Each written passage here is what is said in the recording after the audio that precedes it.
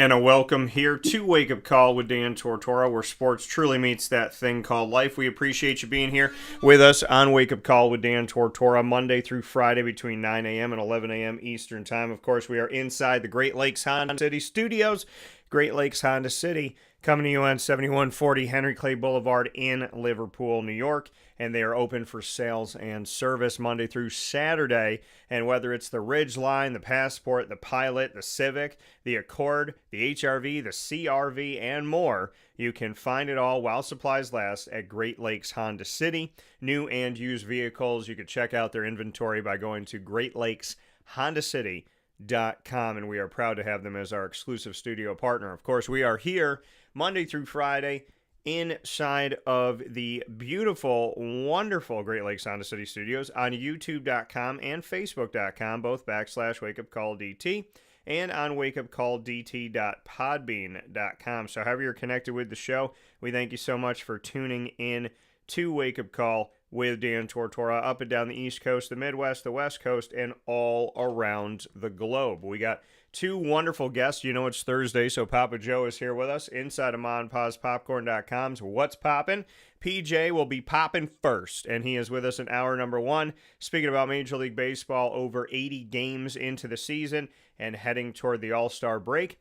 And in hour number two at 10:15 a.m. Eastern Time, we'll be joined by Dave Paziak to speak on the NBA draft and the NBA moves that have been made in the offseason so far. So we'll be speaking on the draft results as well as the current NBA moves. Who's going somewhere else and what moves have been made to keep people where they are. So we'll discuss that with a beautiful brain when it comes to life and sports and the world of basketball. I can ask this guy about anything. I have literally two of the best brains encyclopedias here with us this morning. Papa Joe for baseball and Dave Paziak for the NBA on the basketball side of things. So a lot of great stuff coming up. We're picture-in-picture first with Papa Joe, so let's bring him in here with us from the great state of Florida, our second home, our second hub of Dan Tortora Broadcast Media. P to the Jizzle, J. Edgar Twizzle, Go-So, the grand old smooth one, Papa Joe, PJ, and as we like to say, Papa Joe. So how are you, PJ? How we doing? Nice intro. You get better at that every week. So how we doing, PJ? Well, What's we're going fine. on in the baseball world? Come MT on. is hurting a little bit, but Yeah. MT hurt a little bit, but she's making a rally. She got home yesterday afternoon. She slept for 4 hours. He was really beat up. She's tough, though. She's tough. Yeah. Tough. Oral surgery is not easy. As you know, you went through it. And once they get in there and they figure something out, and it doesn't happen to be what they thought it was, then they got to go back and redo it. Yeah. Or not redo it, but add to it, shall we say. And that's what they're doing with her in 2 weeks. Yeah, I definitely know what it feels like having all my wisdom teeth pulled and then I had a fifth wisdom tooth, so they didn't pull 4, they pulled 5. And I today feel it. Some days you don't feel it as much. Today I feel it in my mouth. And so it's just kind of weird how it kind of comes and goes. And you have like moments where they're like, oh, you're healed. And I'm like, yeah, but it feels like there's something going on. Oh, no, it looks good. I'm like, well, I'm happy that it looks good. It feels weird. So, hopefully MT will continue to be on the mend. We're always praying for her. And I know that she is an angel to so many of us, one of God's angels out here on this earth. So we're always looking out for MT and doing what we can to make sure she's okay because she deserves the best, in my opinion. So with that being said, I do miss you both very much, and I miss Sunday sauce. So I do want to ask you this before we get into baseball. What has been your favorite meal, PJ, since I saw you a few weeks ago? Of the things you've had at home or out, do you have a favorite meal the last couple weeks? Well, Mary makes a killer ravioli dish. It's really good, and she'll throw meatballs in there every once in a while, and it's really good. On top of that, the kids love it. So if the kids like it, we're all fine. So that makes us happy. Raviolis a la Mary. Yeah, I love it. Ravioli MT. I love it. So with that being said, PJ brings us through the baseball season. We're over 80 games into the season currently, and like I said, we are getting closer and closer to the All-Star break. And so, PJ, I will hand it off to you, as always, And consider me the manager. I'm putting the baseball in your hand and telling you to go out to the mound. What do you got for us? All right, I tell you, I got a rant right off the bat, Daniel. Okay. I'm pissed. Okay. Really pissed. I watch baseball just about all day and half the night, when it's on. Yeah. I can pull in any game. So Mary and I were having dinner last night, and the Yankees were playing Toronto, and this is third game series, or the fourth game, something like that. Yeah. In the series. And Will Warren is pitching for the Yankees. He's a young kid, got good stuff. He looks like maybe he's got a future. So what happens? Without really getting into it too much, Toronto scored 7 runs in the first inning on 6 hits. Yeah. I'm sitting there, double, single, home run, double, home run. And I'm sitting there and I'm yelling at the screen, Boone, what the hell are you doing? Aaron, do something with the kid. You're killing the kid. And they let him go. This is the reason why the Yankees are as poor as they are right now. Their last 19 games, they're 6-13. Yeah. They can't hit, they can't field, and they can't pitch. And this kid, who hopefully will be in their plans in the future, they let him hang out there. Everyone knows that Aaron Boone has got to pull a kid, and they keep him there. So the kid gets through the first inning, gets through the second inning, another run. I think he had lasted 3 innings. Why, I don't know. Then a parade of relievers came in and didn't. The Yankees came back a little and scored some runs, but Toronto pulled away and beat them easy. And I've always been an Aaron Boone fan. I love the Boone family. I think they're wonderful for the game. Grandfather, the father, and the son, they've all played. Yeah. And Aaron Boone is supposed to know his baseball, and I was pissed last night. I almost turned it off. Matter of fact, I did. I think I went after the Yankees scored some run. Toronto scored a few more runs, and I said, "This is not me. I got to get out of here." So I went in my bed and read. So that's my rant before I start into the standings and the stuff I got here. Well, let me go off of that, and like you said, having him out there, having your pitcher out there, seeing the struggle and seeing giving up 7 runs on 6 hits, like you were talking about. I was at dinner with my buddy Curtis.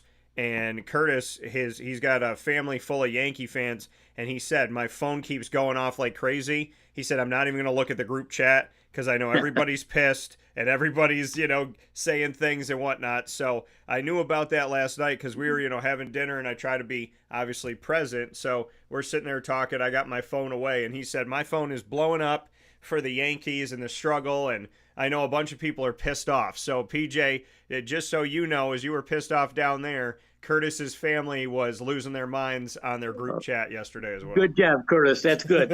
All right, I'll go into things. Yeah. Well, let's talk about the American League East. The Yankees are no longer in first place.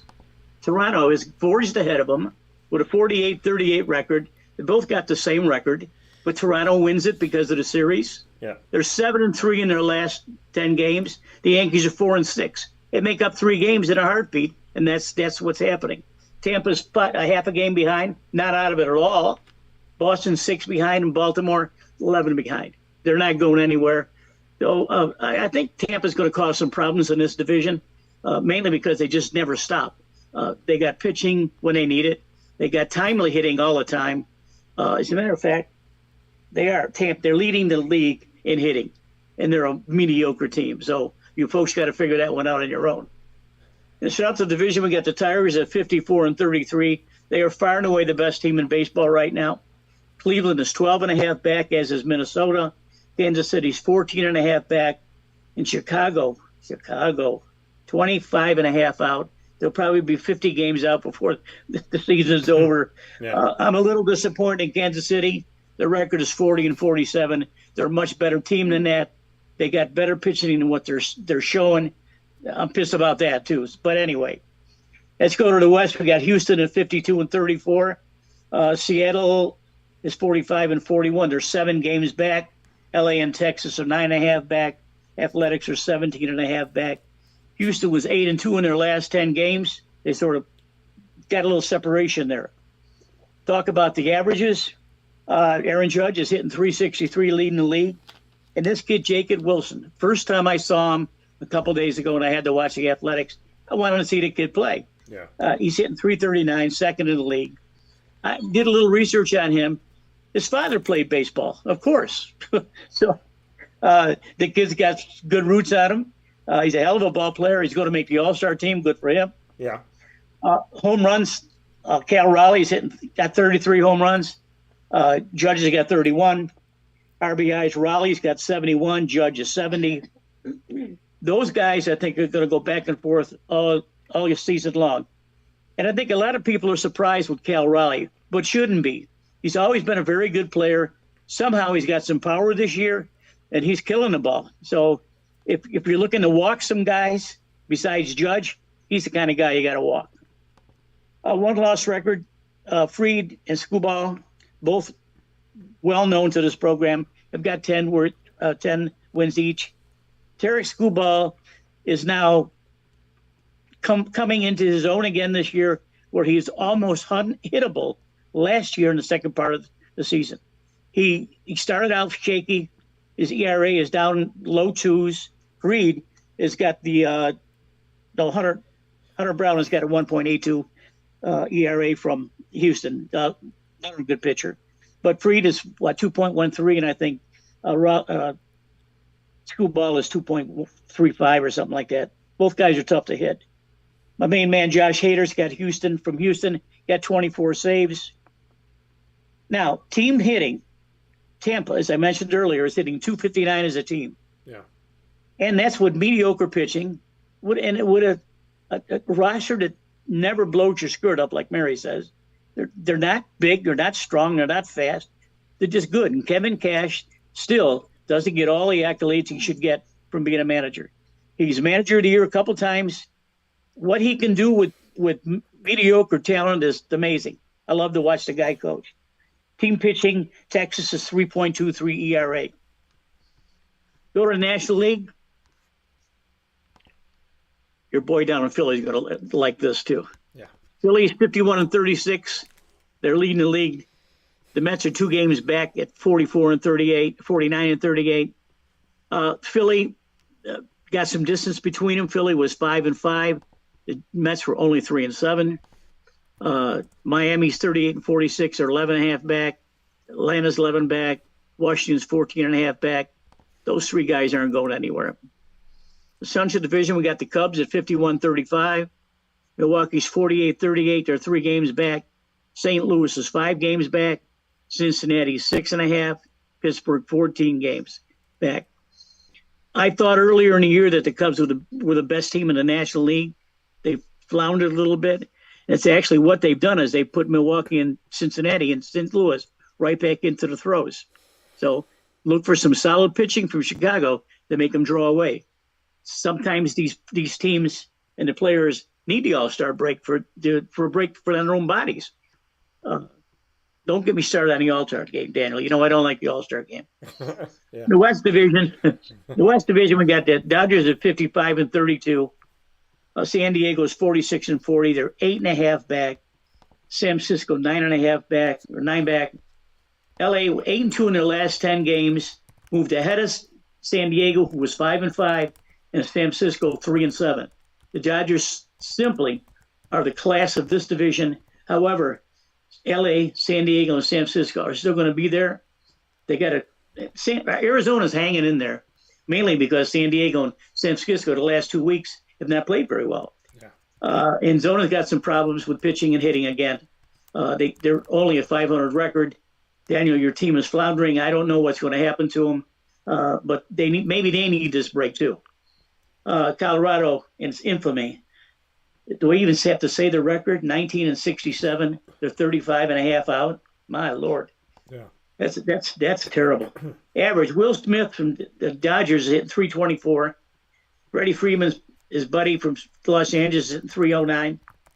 Home runs, Otani's got 30. RBIs. Seiya Suzuki from the Cubs has 73. I still haven't seen Mr. Suzuki play yet because I haven't caught the Cubs. But apparently he's a very good hitter. RBIs or one loss. Freddie Peralta from Milwaukee's got 9 wins. ERA. Paul Skeens from Pittsburgh got a 2.03.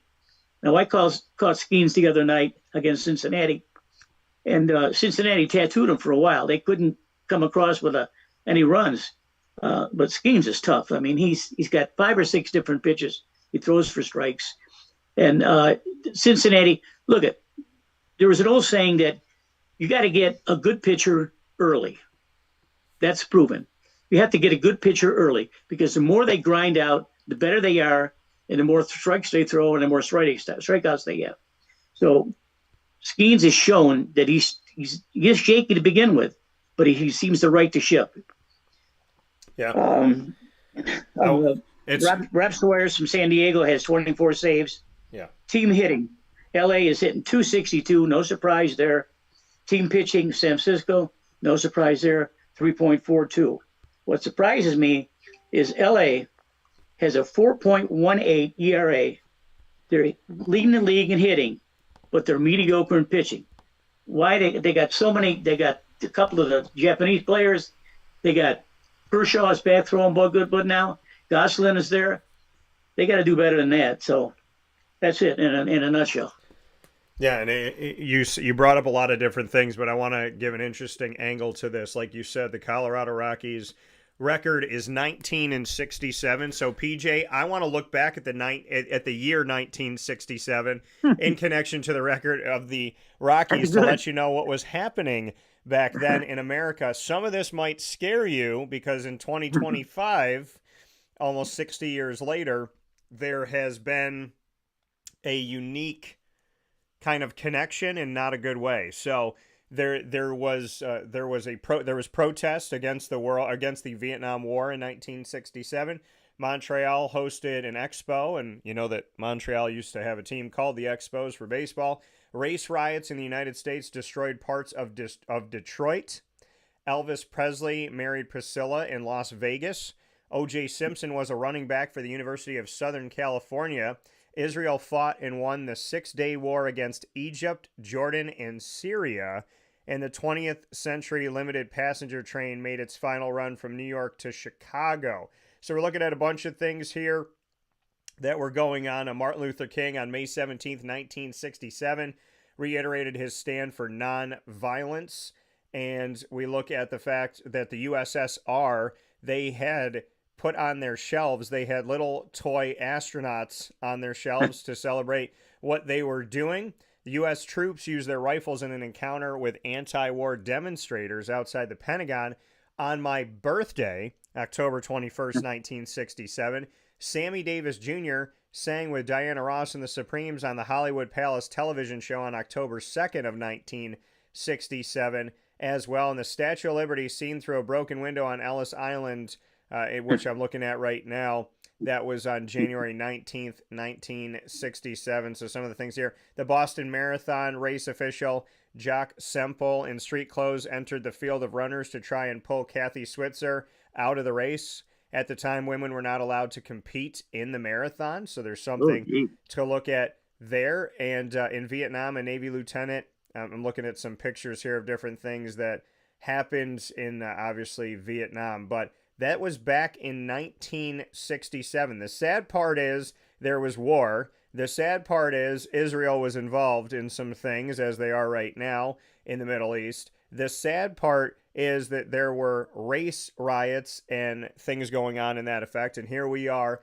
like I said, almost 60 years later, dealing with very similar things. And if you don't learn from your history, you are doomed to repeat it. So let it be known that though their record is atrocious at 19-67, the Colorado Rockies having a record of 19-67 provoked me to look up the year 1967, which, despite a bad record for the Rockies, is a cautionary tale on how America should not repeat things that it did 60 years ago. So the Rockies, in some weird way, you helped us with your record to remind us where we were so that we don't go back there again. That's good. I like that, Daniel. That is really cool. That is how did you do that? You just punched in something and up came all this stuff, right? I punched in what was going on in 1967. Yeah. Oh, geez. All right. Well, anyway, there's a good note and a bad note with the Dodgers, besides them playing good ball. Yeah. Is that Clayton Kershaw got his 3,000th strikeout. Now, Kershaw is a two-time Cy Young Award winner and will certainly is a first ballot Hall of Fame pitcher whenever he stops pitching. He's a class man, had so many problems over the years. He's pitched through them. He's just a marvelous guy to watch, and as I said, he's a class act. Yeah. In that game, though, Max Muncy, their third baseman, who's a hell of a fielder and a real good hitter, he's hitting. He started off real slow in a slump. Now he's hitting 329 over his last month, and he's was doing really well. Instead, he got his knee banged up last night, and they had to carry him out the field. Don't know where that's going to go, but I tell you, they need him at third base defense-wise. They certainly could use his bat. Muncy was hitting so well that he was hitting fourth cleanup. So you got the All-Star game coming up, Daniel. Now go ahead and ask me my question. So, PJ, I have to, but I'm going to milk this like Ryan Seacrest, and I'm going to ask it slowly. So, as the Major League Baseball season comes to a break in the action, 162 games, we don't break exactly 81 and then play 81. Obviously, they've played more than 81. But when this break happens, the All-Star break, it gives us an opportunity to see the Home Run Derby and a bunch of different things. Papa Joe, are you excited to watch the Major League Baseball All-Star game? No. and tell everyone why you're not a Major League Baseball All-Star game fan. Well, it takes takes a whole day to play the game. Everyone's got to play. I don't know how many guys. There's probably 40 guys on each team. There's one pitcher for every inning. That's 9 pitchers. And they got to warm up. And then you got the position players. They play 1 or 2 innings, and someone comes in, and so on and so on and so on and so on. Yeah. And it's boring. I mean, it's good for the players, I guess, because they probably financially they're rewarded somehow in their contract. But it's not a game that I like at all to watch. And even worse is I don't watch the Home Run Derby either, period. Oh. Last time I watched the Home Run Derby was when Josh Hamilton, one of the best players I ever saw play baseball, turned out to be a junkie. He wound up hitting 35 homers in that game. He had 22 in a row, and both sides of the teams were absolutely in awe just watching the balls jut out of the stadium. He was amazing. It's a tragedy what happened to him. He's still alive, but he had a chance to really go down in history.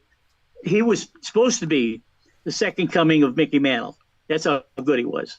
So anyway, that's too bad, Josh. Now, the second part of the equation is the Home Run Derby. Yeah. Now, it could be said, and it's stated by me on more than one occasion, that you're not going to get good hitters to come and hit in the Home Run Derby because it alters their swings. If you're going to practice for the Home Run Derby, you're going to have to do it other than your regular swing. We know that when you learn baseball, you got a bat in your hand and you're going forward. It's like chopping a tree. That's what all the coaches, including me, when you were young, you're chopping down a tree. You're chopping down a tree. That's how your swing is supposed to be. Well, when you're in the Home Run Derby, you got to upswing, and you got to get something in the air to get out. Now, one player that I don't want to see do that this year is Cal Raleigh.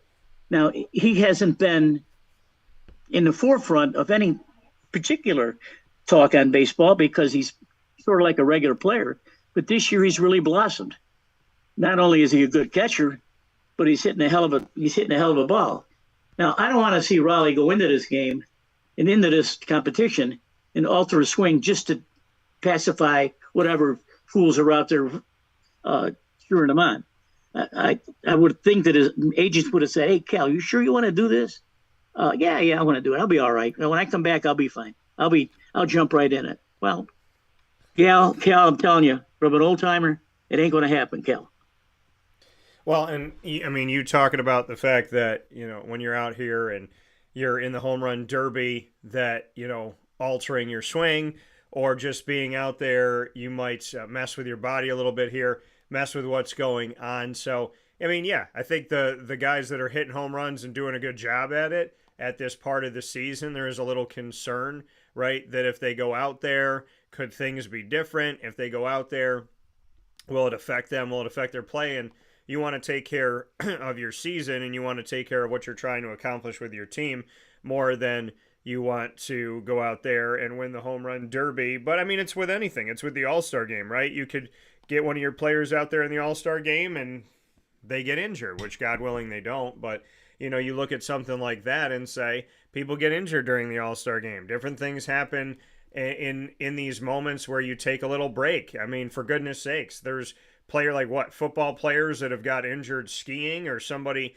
gets injured because they were on a skateboard and whatnot. And so I think some teams maybe looked at or maybe have written into the contract like, hey, in the off season, you're not playing any pickup games. You're not doing anything out here. So things can happen at any given time, but you talk about altering the swing, because when you're playing in the home run derby, you're not getting different pitches, right? You're getting the same pitch that's thrown to you right down the middle, and you're just swinging for the fences and getting after it in that respect. So it is different than playing in a game. And, you know, it's kind of one of those things where you have to do what you're doing in a game, do what you're doing for the home run derby, and then return to form. And if anybody struggles in returning to form, like PJ said, it could affect their swing and it could affect what's going on in the future of their season here for 2025. I like the All-Star break. I like the fact that, you know, we have a home run derby. I appreciate it.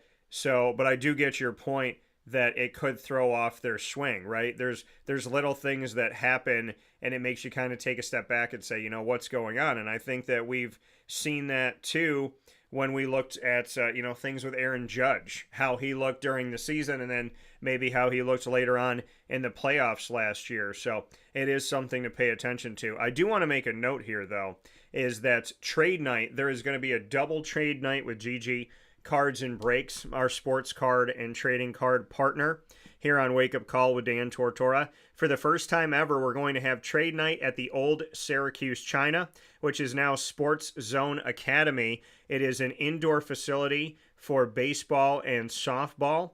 And here's what's really awesome. It's an indoor facility for baseball and softball. And having this indoor facility that we have here for baseball and softball, we're going to be utilizing it on Tuesday, July 15th. So that is the night of the All-Star game. So for Major League Baseball, the American League versus the National League, we will be at Sports Zone Academy. Baseball and softball is who they train there. So we're going to be in a baseball facility watching the All-Star game while we're buying, selling, and trading cards. So I hope everybody can come out to that. That's Sports Zone Academy. It's Tuesday, July 15th from 6 p.m. to 9 p.m. We look forward to seeing you out there on 2801 Court Street, Suite C2 in Syracuse, New York. And so that's going to be fun, PJ, that we'll be able to watch the All-Star game in a baseball facility while we're trading cards, which is pretty cool. That's neat. Now, Syracuse China, they used to beat Lenox China. Is that down on the bottom of the hill? Yep. Across from Lincourt Junior High School? Yep. Is there still a little league field there to the right of the China place? So remember? Yeah. So there used to be. Now that's kind of, I don't know if that's really utilized as much anymore, but yeah, it used to be Syracuse China, and then they used to have a bunch of fields and have different leagues come in during the year and whatnot. It's funny that you say that because I totally forgot about the baseball fields. But yes, there used to be baseball fields there. Okay, good. So okay. Papa Joe and I are going to take a step aside for a fast break here on Wake Up Call with Dan Tortora, where sports truly meets that thing called life. When we come back, PJ and I will have more discussion on the baseball season as we get closer and closer to the All-Star break here inside the Great Lakes Honda City studios. Stay with us. Here's a message from Renee from Bryan's Landing, located on 6523 East Seneca Turnpike in Jamesville, New York. Open Tuesdays and Wednesdays for dinner, Thursday through Saturday for lunch and dinner, and Sundays for brunch. It's a lot like the way that my mom and dad ran their restaurant. We have put in place a lot of people that are family to us, very similar to how my dad hired people that were family to him. And then the tradition I'm carrying on is a lot of the items that are on our menu are my dad's. And he taught our chefs how to recreate his dishes. So I think that Tommy McInerney, who our executive chef is, to him it is an art. And I think that when he does create a dish, it's not just about making the food taste delicious, which is definitely our priority, but it's an art to him, and it's almost like his canvas on a plate where he just wants the colors to look great, and people love it because he takes pride in that. And Brian and I appreciate that. We want it to obviously look good and taste good. I will tell you, when we opened up, it was 6 weeks before COVID. And what was amazing was the community, our friends and family stepped up, and everybody did takeout. Everybody supported us. Our hearts were just so filled. So to Brian and I, obviously our friends come all the time, and we just have repeat customers in Jamesville, and I think people going to our previous restaurant in Green Lakes are making the trip to come to Brian's Landing to support us. And I mean, I think we have great food and a great atmosphere. So it's very, very important to us. Head to Brian's Landing, located on 6523 East Seneca Turnpike in Jamesville, New York, where memories have become recipes that are now meals to share with you. Tuesdays and Wednesdays for dinner, Thursday through Saturday for lunch and dinner, and on Sundays for brunch. And be sure to come out for live music Friday, Saturday, and Sunday.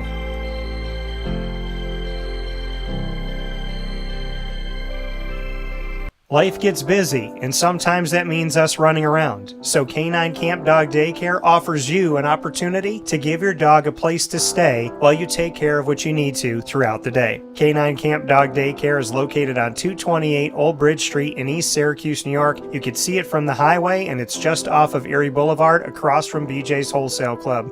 Call 315-437-7110. That's 315-437-7110 to schedule an appointment to bring your dog in and tour the facility. Appointments are Monday through Thursday after 6:30, where you and your dog can see everything that Canine Camp Dog Daycare has to offer, including a self-serve dog wash and a retail store filled with all of your dog's wants and needs, including food, treats, harnesses, leashes, and more, making Canine Camp Dog Daycare your one-stop shop for your furry-loving friend. Right, Lily?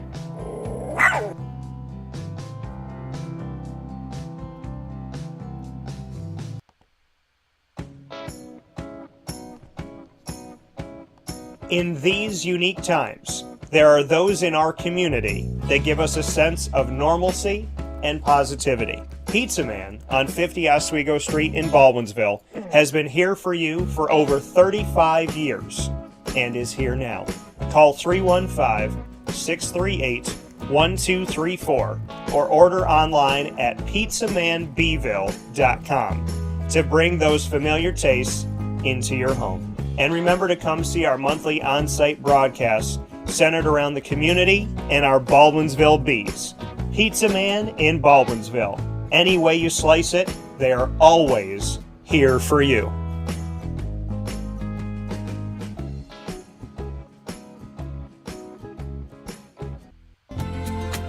Looking for your next ride? Look no further than Great Lakes Honda City, located on 7140 Henry Clay Boulevard in Liverpool, New York. Serving our community for decades, their new and pre-owned vast array of vehicles are available to you Monday through Saturday on site. To search from home, shop at GreatLakesHondaCity.com. Call 315-365-5576 to set up an appointment. That's 315-365-5576 for Great Lakes Honda City, 7140 Henry Clay Boulevard in Liverpool, New York. Great cars, great people, Great Lakes.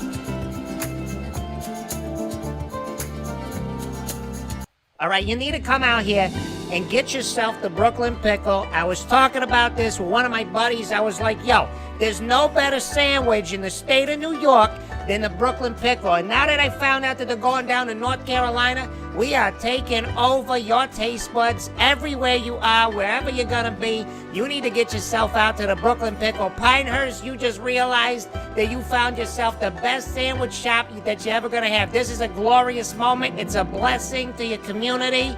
You're welcome. Brooklyn in the house, baby. Go over to the Brooklyn Pickle. You already know what it is.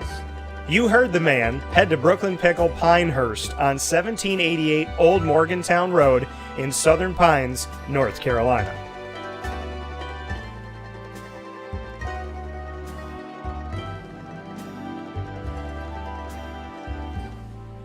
And a welcome back here to Wake Up Call with Dan Tortora, where sports truly meets that thing called life. We are inside the Great Lakes Honda City Studios, and PJ brought up something before the break that I want to go back into here, and that is the fact that we are honoring a moment in baseball history for Clayton Kershaw, who has his 3,000th strikeout. Now, getting this 3,000th strikeout, I want to make a note of how special that this moment is for Mr. Kershaw, and also that he is just the fourth left-handed pitcher to reach 3,000 strikeouts in Major League Baseball history. He joins Steve Carlton, CC Sabathia, and my man who I call, quote unquote, my favorite mullet, Randy Mother freaking Johnson, a guy who helped the Diamondbacks win the World Series back in 2001.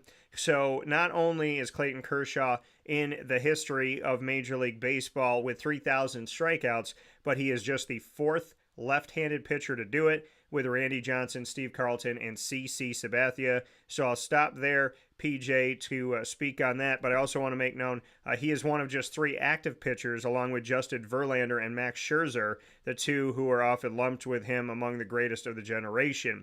So Verlander has 3,000 strikeouts. Scherzer has 3,000 strikeouts. So he is one of just three active pitchers to do it. And he is only the fourth left-handed pitcher in the history of Major League Baseball to have 3,000 Ks. Your thoughts? They all deserve it. Those three guys are first ballot Hall of Famers. Verlander, untouchable 5-6 years ago. Scherzer is still nasty.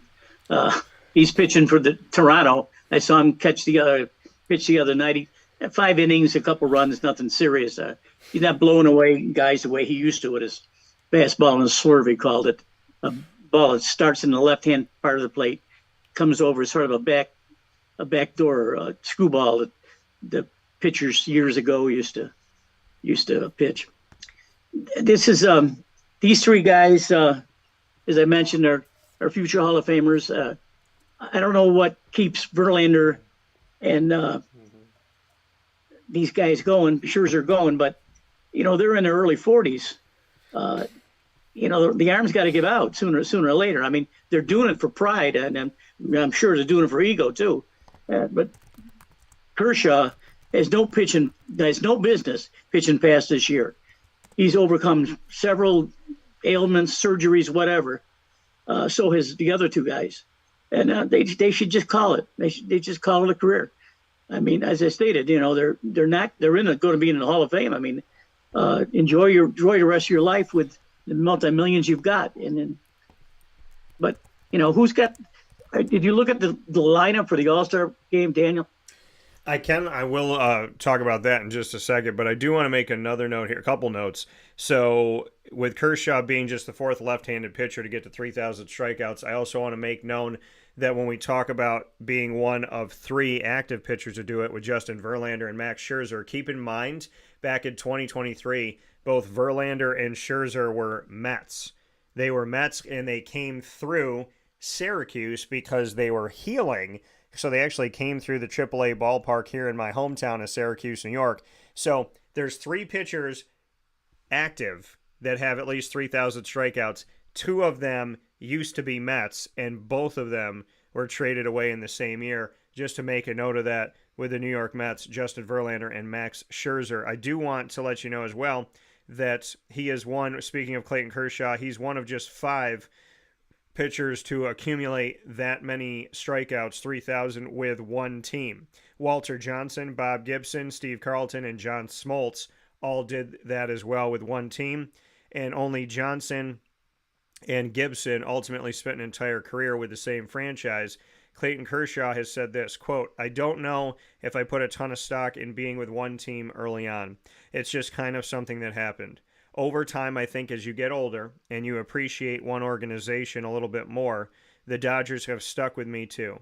It hasn't been all roses. I know that. There's just a lot of mutual respect, I think.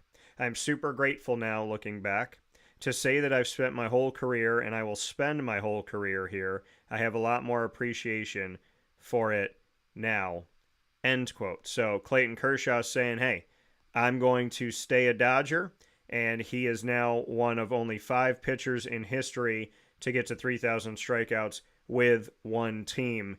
And so that's something to look at. So one of 3 active, one of 4 left-handers in the history of Major League Baseball, and one of 5 who got to 3,000 with one team. So a lot of notes here. PJ wants to talk about the All-Star game because he loves the All-Star game so very much.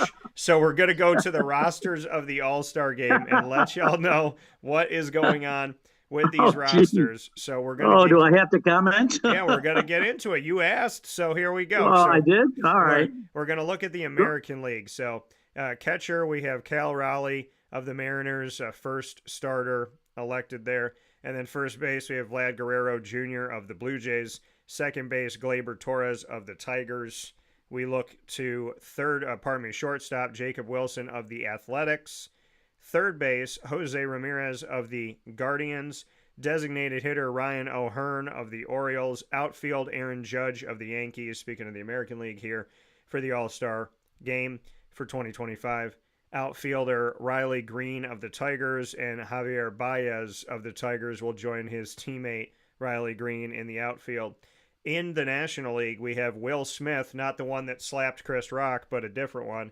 So we have Will Smith, the catcher of the Dodgers, who will be out there. By the way, Will, I'm all about second chances and forgiveness. I'd like for you to talk about it publicly, though. Maybe do a show with Chris Rock. Maybe do something out in the open, and maybe talk about the fact that people in the audience have to stay behind the invisible barrier of someone on the stage. But anyways, National League catcher Will Smith, Dodgers. First base, Freddie Freeman, Dodgers. Second base, Ketel Mother freaking Marte, Diamondbacks. Let's go. And then shortstop, Francisco Lindor of the Mets. Third base, Manny Machado of the Padres. The DH on the side of the National League, I know this will surprise you, but it's Shohei Ohtani of the Dodgers. Outfield is Ronald Acuna Jr. of the Braves. Outfield also Pete Crow Armstrong. You heard it here first. Papa Joe saying he will be a stud in the future of baseball. Cubs, and with his teammate Kyle Tucker in the outfield of the Cubs as well. So that's what it looks like when we're speaking on the field of the All-Star break. So basically, the American League has a bunch of different teams. The National League is half Dodgers and everybody else. Yeah, it's this is the popularity context, folks. Don't get all crazy about this, because half of these guys don't belong on this team. But let's talk about the ones that actually do belong on a team.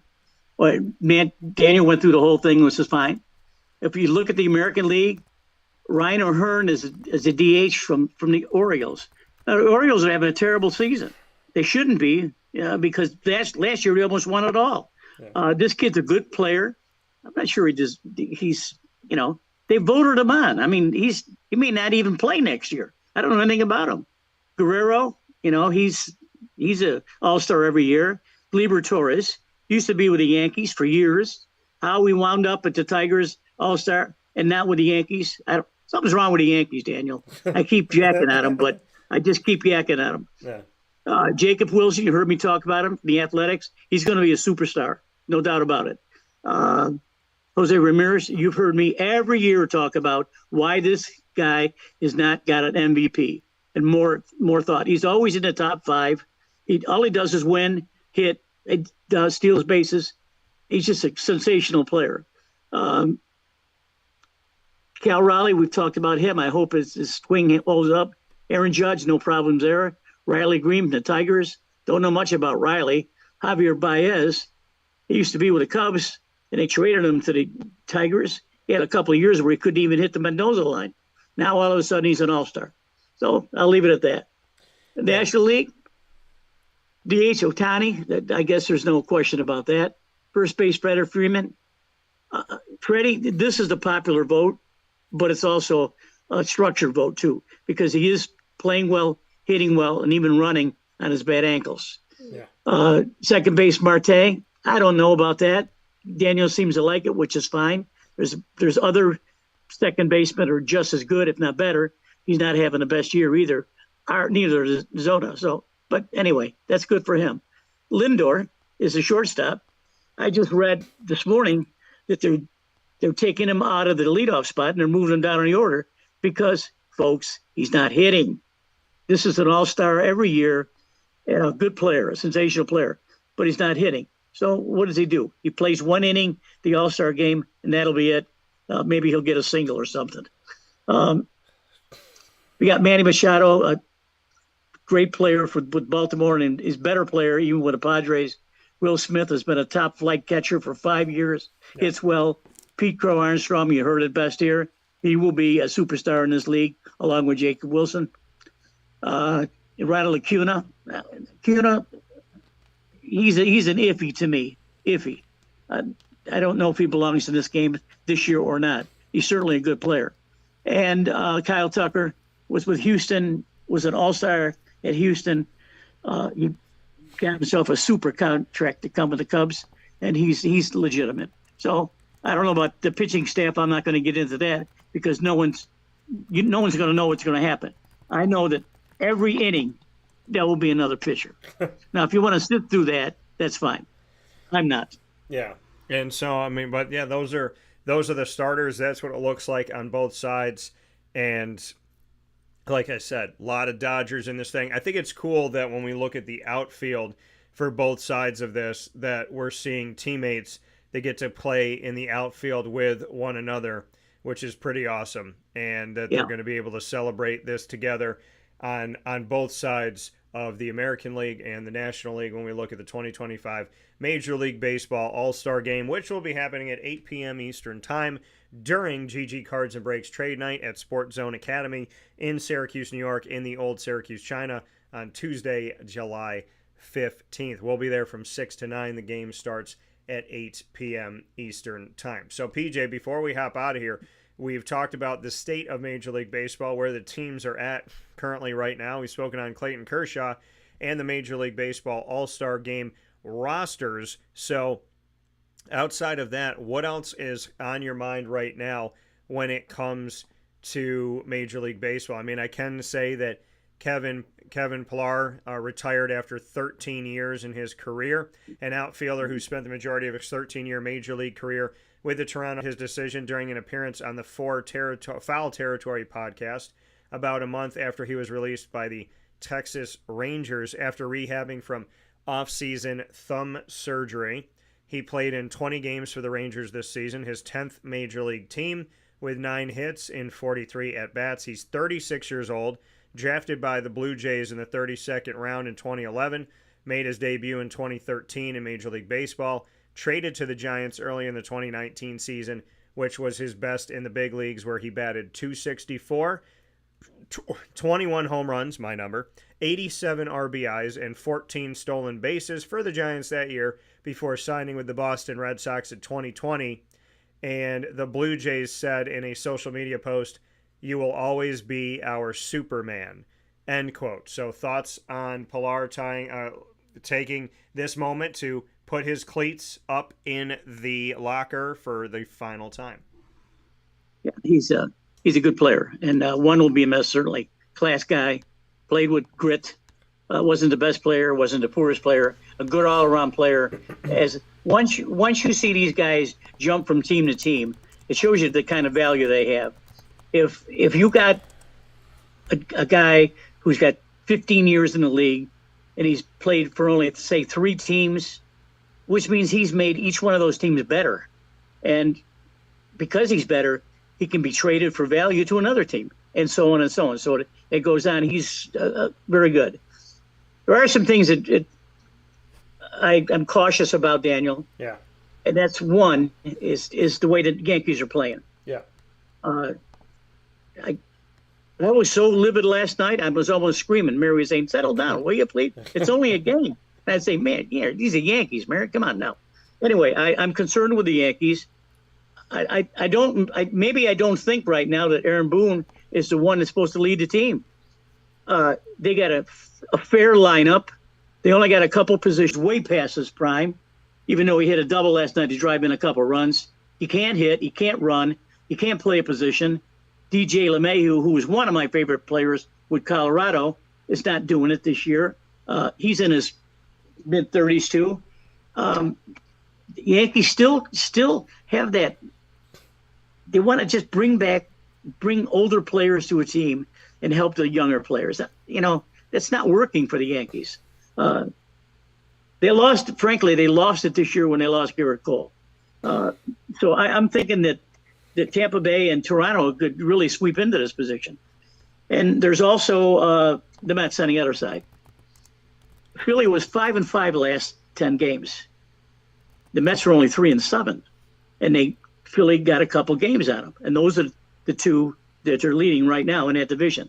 So that division looks like it's going to be a good one. And the one we talk about all the time is the one that we really should keep an eye on. That's the National League West with LA, San Diego, and San Francisco. Even though LA has got some space between them, they're not going anywhere, these other two teams. Arizona's going to have to pick it up. Arizona has to do two things, Daniel. Three things, actually. They got to pitch better, they got to hit better, and they got to make up some ground on these teams ahead of them by at least breaking even with those teams and beating up on the poorer teams. If they go into, say, Colorado with a 4-game series, they got to win at least 3 of them. If they go and split with Colorado, that's not going to help them. So they've got to come up with something else. That's about it. Well, let me tell you my frustration here, okay? Now, the Major League Baseball trade deadline is July 31st at 6 p.m. Eastern time. So we know that we have less than a month for that to happen now that we're here in July and in the early part of July that we're talking here on July 3rd. This is what I don't like. Now, there's been some stuff put up of like one move that every single team should make. So one move for each of the 30 Major League Baseball franchises. This is what I don't like.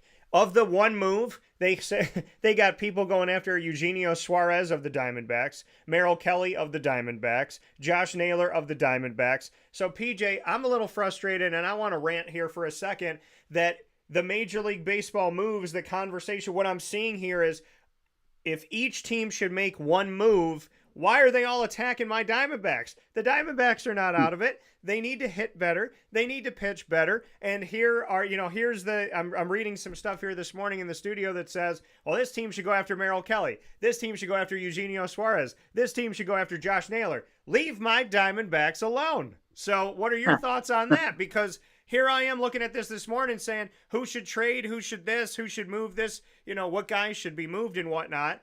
And right at the top of this breakdown is this Diamondback goes here, this Diamondback goes there, this Diamondback goes to this other place. Get out of my backyard and stop thinking that the Diamondbacks are doing some type of, fire sale right now. I don't understand, but I'm looking at this here, PJ, and it feels very much like a car show right now, like there's some type of an auction, and I would like for people to put other things out there other than my Diamondbacks leaving Arizona. Well, you bring up good points, of course, but there's a reason for why they're saying this, Daniel. These players that you're talking about are good players. Yeah. They're not great players. They're marginal players, but they're good players. Merrill Kelly is 36, and he's having a good year at 7-4 with a 3.49 ERA. Yeah. He's doing well. So if they can squeeze a couple of trades or a couple of prospects for Merrill Kelly, they're going to take a chance like that. Now, Zach Gallen is another one. Now, Zach Gallen last year was at times almost unhittable. This year, he's got a 6-9 record with a 5.45 ERA. Yeah, he's not doing himself any good. Now, if I'm someone from another team, I'm going to be looking real close at Zach Gallen, and I'm going to say I may be able to steal this guy for a couple of prospects. That's what they're thinking. As you were talking about Josh Naylor. Yeah. Josh Naylor was a was a good player. He is a good player. He's hitting 304, 10 home runs, 53 RBIs. Last year he hit 31 homers, 108 RBIs. So right there's value in Josh Naylor. He's not doing as well as he did last year, but the team isn't doing as well as they are. So you look for Josh Naylor to maybe trade it too. Daniel, this is Eugenio Suarez, 26 homers, 69 RBIs. Don't know where he came from. He's 33. He's a little bit long in the tooth. I don't know. You got some value there on your Diamondbacks, Daniel. So I wouldn't be so harsh on him. And harsh on the league.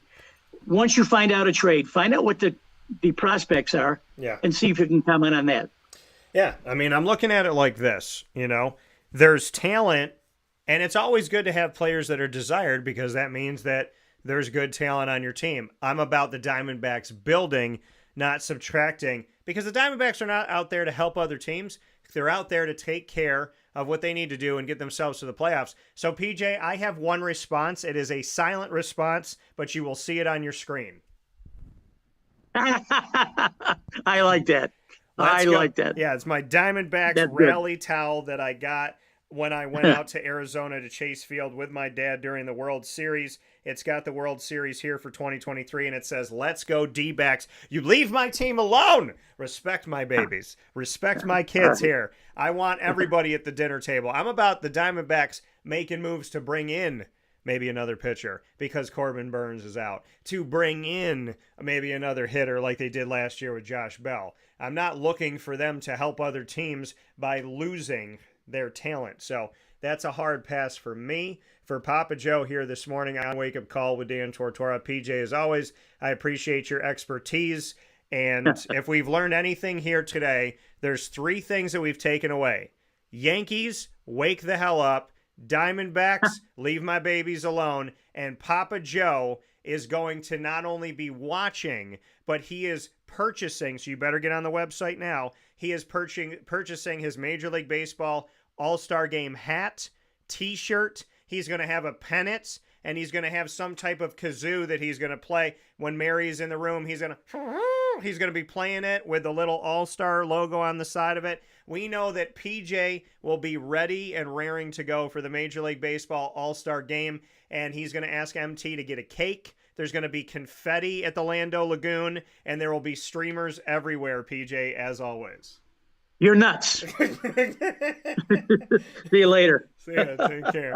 And coming from Papa Joe here on Wake Up Call. We've never ended it that way. You're nuts. I like it. So Papa Joe here with us on Wake Up Call. And of course, we're having some fun here with the All-Star Game coming up on July 15th, the same day that GG Cards and Breaks will have their first ever trade night at Sports Zone Academy. Not their first ever trade night, but their first one on location at Sports Zone Academy. We look forward to seeing you there Tuesday, July 15th. This is going to take the place of the trade night that is typically in the store at GG Cards and Breaks. Give yourselves a round of applause, because one of the reasons why we're going over to Sports Zone Academy is because the space at GG Cards and Breaks, this show has continued to grow. This monthly trade night has continued to blossom. And with everything that they have going on at GG Cards and Breaks, it makes more sense for them to take this expanded trade night and put it at a different location. It is right down the road. It's literally like a minute and a half, maybe, from GG Cards and Breaks. So for those of you that are used to going to 639 Delmar Place in Syracuse, New York, you're just going to have to go a minute or two down the road for trade night. And we'll see you there July 15th. The same night of the Major League Baseball All-Star Game. So we'll be watching the American League versus the National League while we're buying, selling, and trading here in the community with great people led by a great company in GG Cards and Breaks. And I'm very happy to partner with them, as always, and to partner with Sports Zone Academy for this event. So looking forward to that very much so. We're going to take a step aside inside of the Great Lakes Honda City Studios here on Wake Up Call with Dan Tortora, and we will be back in just a few. And coming up here at 10:15 a.m. Eastern Time, Dave Paziak will rejoin me to speak about the NBA. He is my brain when it comes to the NBA and an encyclopedia and a fantastic resource to analyze the moves that were made in the NBA draft. here in 2025, as well as the moves that have been made so far in the NBA's off season. And before you know it, in July, we're going to be right back at NBA Summer League. The NBA really doesn't have any time off, right? 7-game series, couple days later, NBA draft.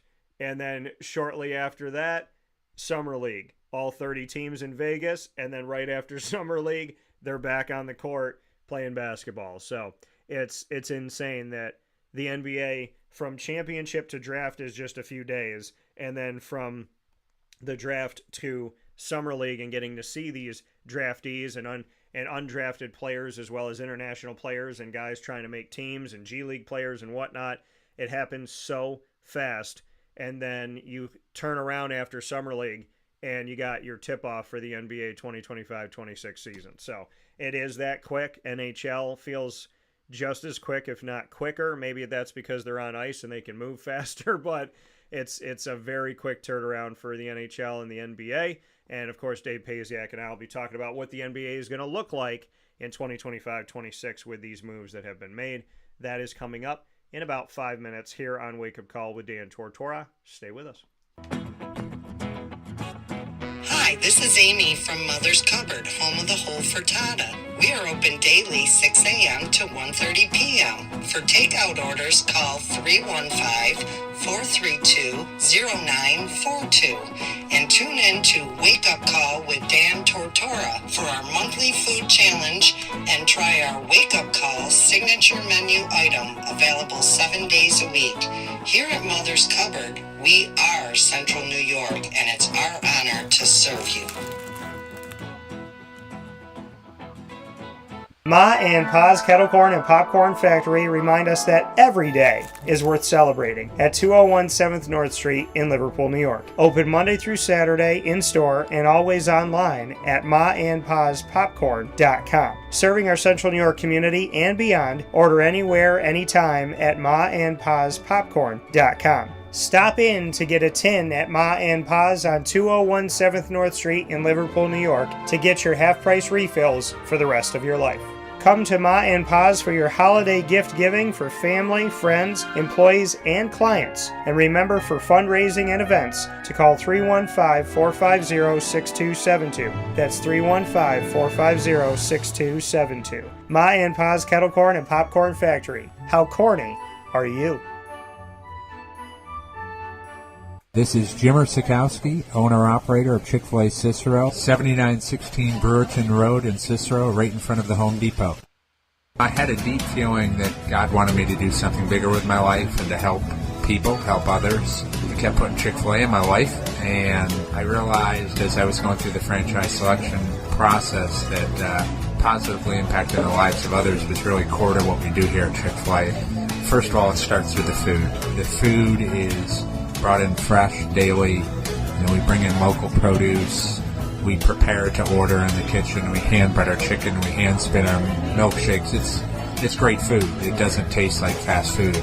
I think the second thing is the way people feel when they come in a Chick-fil-A restaurant. It's different. We try to treat people with intentional kindness here, which is very different and deeper than good customer service. And so I think it feels remarkable for most people to come in a Chick-fil-A restaurant. And then lastly, the impact that we try to have in the community is very different. It's a big part of the expectation of every operator of a Chick-fil-A restaurant is that they're actively engaged in their community, they're a leader in the community, and they're making a difference. When they realize that what we're striving to do is to shine a little light in their life, that's a very, very different experience than you will have in any other quick service restaurant. And it's that remarkable experience that I think people will emotionally connect with.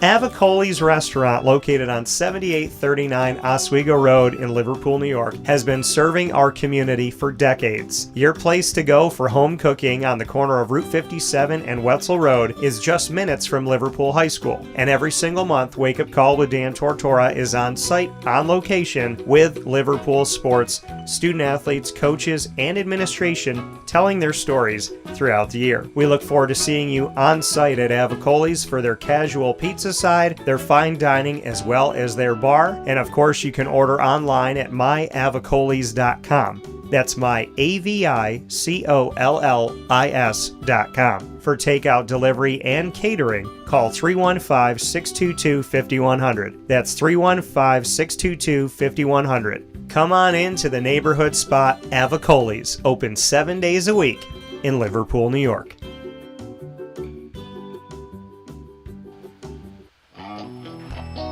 K9 Campground Dog Boarding is your home away from home for your furry-loving friends. Open 7 days a week with drop-off and pickup times in the morning and later on in the day and early evening. K9 Campground Dog Boarding is the spot to trust with your dog for short and long-term stays. Call 315-299-4013 for more information. That's 315-299-4013, and go to k9campground.com as well. That's K9, ground.com, where you will find all of the information on their different cabins, which include the classic cabin, executive cabin, grand cabin, and luxury cabin. K9 Campground Dog Boarding, where your dog will have indoor and outdoor areas as well as their own private cabin for any size, any breed, as well as dogs with different needs. Dog parents and dogs alike choose K9 Campground Dog Boarding. Isn't that right, Lily?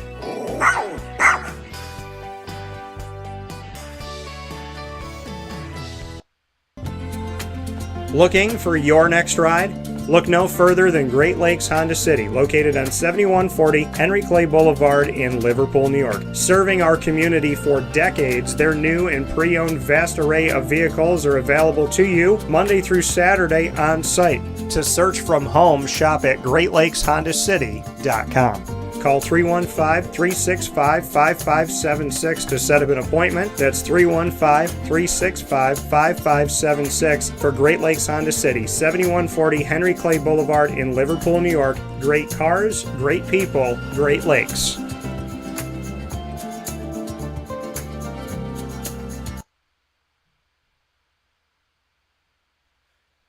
And a welcome back here to Wake Up Call with Dan Tortora, where sports truly meets that thing called life. We appreciate you being here with us Monday through Friday from 9 a.m. to 11 a.m. Eastern Time. And of course, we are here inside the Great Lakes Honda City studios. I am honored and privileged, as always, to have the guests that we've gotten to have over the years. Over 5,000 people have joined the broadcast here on Wake Up Call, and one who has been reoccurring throughout the years, Mr. Dave Paziak. And we call it DT and DP, of course. DT for myself, Dan Tortora, and DP for the longtime basketball head coach and analyst, Mr. Dave Paziak. Reflecting on the 2025 NBA draft and the moves so far. Dave, how we doing? Doing great, Dan. How you doing?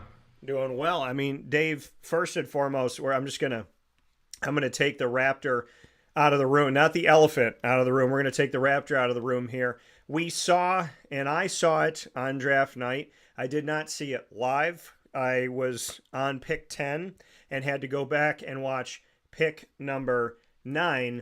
But that pick number 9 that came in for the Toronto Raptors in the 2025 NBA draft, that was a very unique situation in the fact that I have never seen this in the history of the NBA draft. So what I am speaking about, and I asked Dave about this and he went back and watched it, Colin Murray Boyles, who was drafted by the Toronto Raptors with the 9th overall pick, he gets up, he shakes his head, he looks at the ground.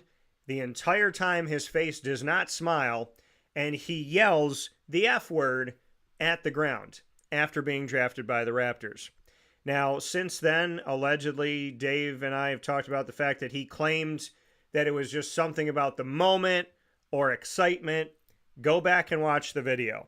This looked like somebody that was like, aw, crap, I got to go to Canada. My money's going to be different. I don't want to go to a place that's cold. It looked like there was some thought on his brain other than, yay, I'm drafted, I'm a lottery pick. The response looked like someone who wanted to go anywhere else but Toronto. So, Dave, your thoughts on Colin's response? as well as of all people that my Raptors could get in the lottery, so happy they got a guy that thought that the F word was the first word he should say as a Toronto Raptor. Yeah, I haven't seen a guy that unhappy since Charlotte drafted Kobe Bryant. But yeah, I don't know if I mean he's running serious damage control now and said it was just like, he was kind of in awe of the moment and he finally realized his goal of being in the NBA and those kind of things. But Schurzak didn't look like he was pleased to be drafted by the Raptors for whatever reason. I don't know if he's not big on going to Canada or had his heart, had his sights set on somebody else or, um, I really don't have any speculation on what drew that response from him. But I think if you're a Raptors fan, you would hope that that your lottery pick was a little more excited than he was. Yeah. I mean, Dave, let's be real.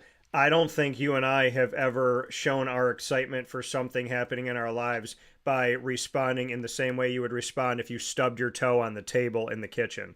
So, I mean, that was exactly, just looked down and it was, that F-bomb. I'll say duck, but he just looked down and he was like, duck. And I mean, you're like, come on.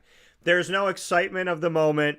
There's no, yay, I've been drafted. This was, I stubbed my toe and it hurts and I'm pissed. And so and I said, of all places, of course, my Raptors, and of all people they could have drafted, of course, the guy that looked so happy and elated to go there. So what are your thoughts? Do we trade him immediately, Dave? Do we put him on the block and say, hey, if he don't want to be here, we don't want to spend lottery pick money on this dude, so let's move him before Summer League. What are your thoughts? Well, fans in Toronto, like everywhere else, are pretty fickle. So if he ends up, I'm sure he didn't get off on the right foot with the fans. But if he goes in there and ends up being an all rookie performer, then everything will be forgotten, and the city will love him. So, it's all going to come down to how he produces and everything. It's not realistic that the Raptors are going to immediately try to move him. I don't think. I mean, if there was a draft day trade involved, we would have heard about it by now. Yeah. Yeah, so just a very unique situation. A lot of fun. So excited for it. I have to ask you this, Mr. Pasiak. You are a longtime Sixer fan, and so your love for Philadelphia has obviously been on this show in full display many a time. I would love to know your thoughts on the Sixers pick, and for VJ Edgecombe of Baylor, your ultimate take on that third overall pick by the Sixers. How much do you know? Do you feel good? Were you wishing they went somewhere else? What's your take? Well, I mean, when the lottery first happened, a lot of the speculation was that they were going to go with Bailey.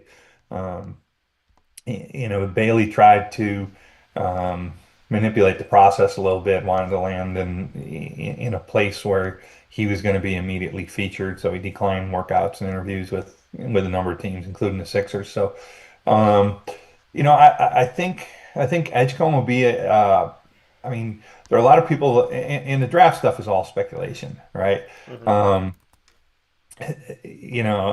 Nothing sells like hope. So everybody's, uh, the local media and the team, they're trying to put, shine the best light on every pick, throughout the draft. But I think if you give any credence to the analysts, I think the Sixers did pretty well with Edgecombe, and I think he's a guy that could come in and fill a niche and be a nice complementary piece that they can build around with Maxey, who the team is kind of morphing into becoming Maxey's team just by default with Embiid missing the time that he has. Um, and depending on if Paul George is anything close to what he's been in the past, um, and Embiid can come back at a fairly high level for however many games, I think Edgecombe's a great fit, and I think can help the Sixers kind of get themselves back into the mix in what's really a pretty wide open Eastern Conference right now. Yeah, and it's exciting to see what that's going to be. For those of you that think that there's a ghost in my studio is connected to my office, and my little 10-pound dog likes to blow through that door like a 300-pound human being. So that was her in this moment. But yeah, I mean, like you said, morphing into Maxey's team, Joel Embiid is the name that, we've heard forever. Can he stay healthy? Can he be the guy? Can they build around him? Tyrese Maxey, when I've gone out and done shows in Philadelphia, sports card shows at Fishtown Card Show in Philly, there has been a desire for Maxey. So, in the sports card world, there's an attention to him, and there's an attention to him, like you said, in this becoming his team. What makes you believe that it is now shifted to being Maxey as the focal point? Well, I think a lot of that is just availability. When Embiid is healthy and playing at peak level, things are still going to revolve around Embiid. I think what you're going to end up seeing with the Sixers, and this is where Edgecombe kind of fits in nicely, because he gives them like kind of an athletic wing defender.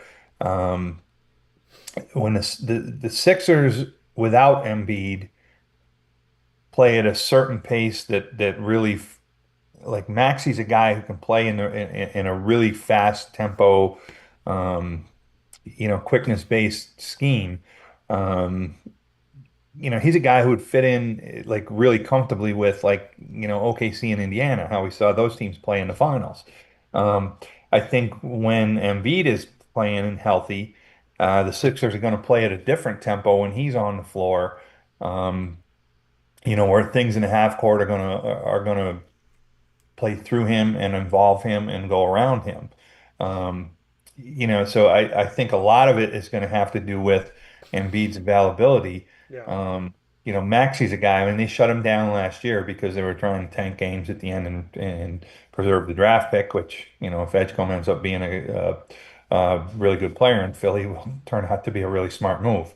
Um, but Maxey, you would think is going to. I mean, he's such a high usage guy when George and Embiid are out.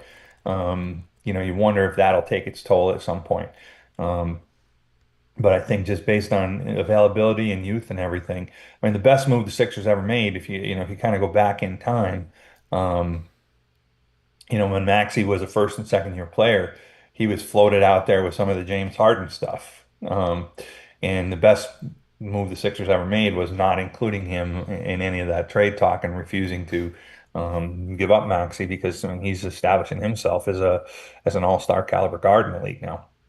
Yeah, we look back, we reflect on trades like we did last time you and I spoke, and looking at 2019, right? That trade that sent Paul George to the Clippers and sent a bunch of players and picks to the Thunder, and they've utilized those picks. Shai Gilgeous-Alexander had brought him in, MVP this year, won a championship. Jalen Williams won a championship, and a 2025 first rounder, which means they had 2 picks in the first round this year, and they have a 2026 first rounder given to them from the Clippers as well, so they'll be picking twice next year, it looks like, too. So a lot of great things that have happened in 2019 when you reflect on trades like that, and like you said in Maxey, that Philadelphia decided to not package him and to keep him on their roster.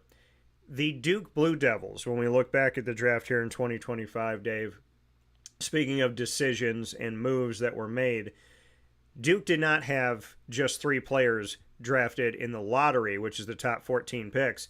They had 3 Duke players go in this draft in the top 10. One of them, of course, being the number 1 pick, Cooper Flagg, going to the Dallas Mavericks. So he is going from blue to blue and white to blue, white, and green, going from the Duke Blue Devils to the Dallas Mavericks. I'd love to get your thoughts on Duke having 3 picks in the top 10, all lottery picks, and then in the second round they added 2 more.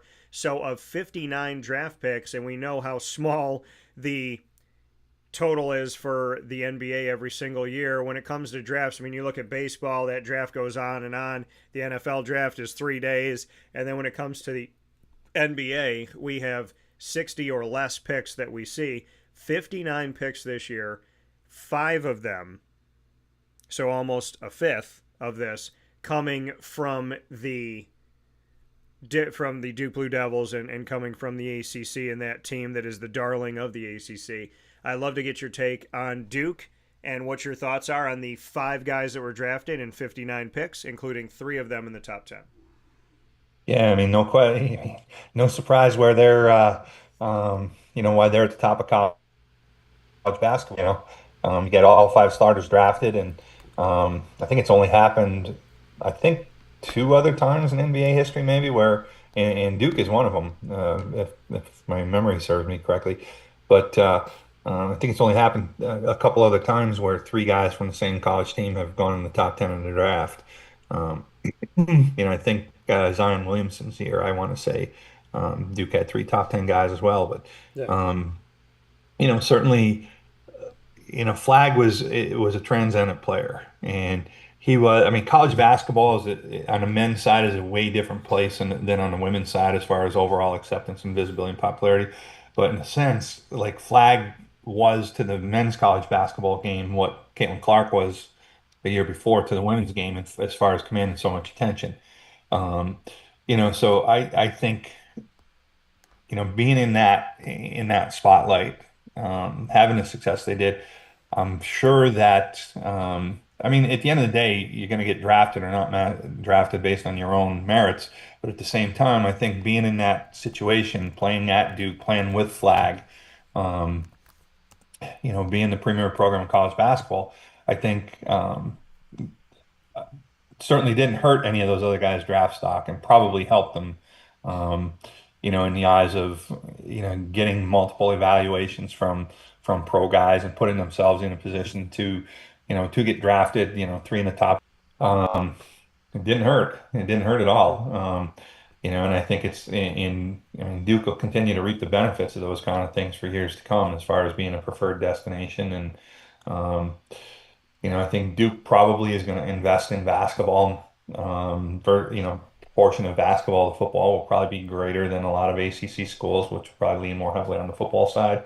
So, no reason to think Duke won't continue to be, at or near the top of college basketball and producing guys that are going to figure prominently into the draft, for the foreseeable future. And, my flip side question on that is, your Rutgers, you had two of the top six. How come you can't even make the tournament? So Yeah. that'd be my flip side, to that question, that argument. But, Duke has, I mean, Duke. It's been incredible. And by the way, my math was not mathing. 5 out of 59 is closer to a tenth of the draft, not a fifth, what I said. So let me make sure I clarify myself here and speak on the fact that I got a good education and I know how to do these things. So I do want to make a note of that. But yeah, the Duke Blue Devils, and I would agree with you, Dave. There's a few schools out there when it comes to the now $20.5 million if you opt in, which the SEC, the Big Ten, the Big 12, the ACC, and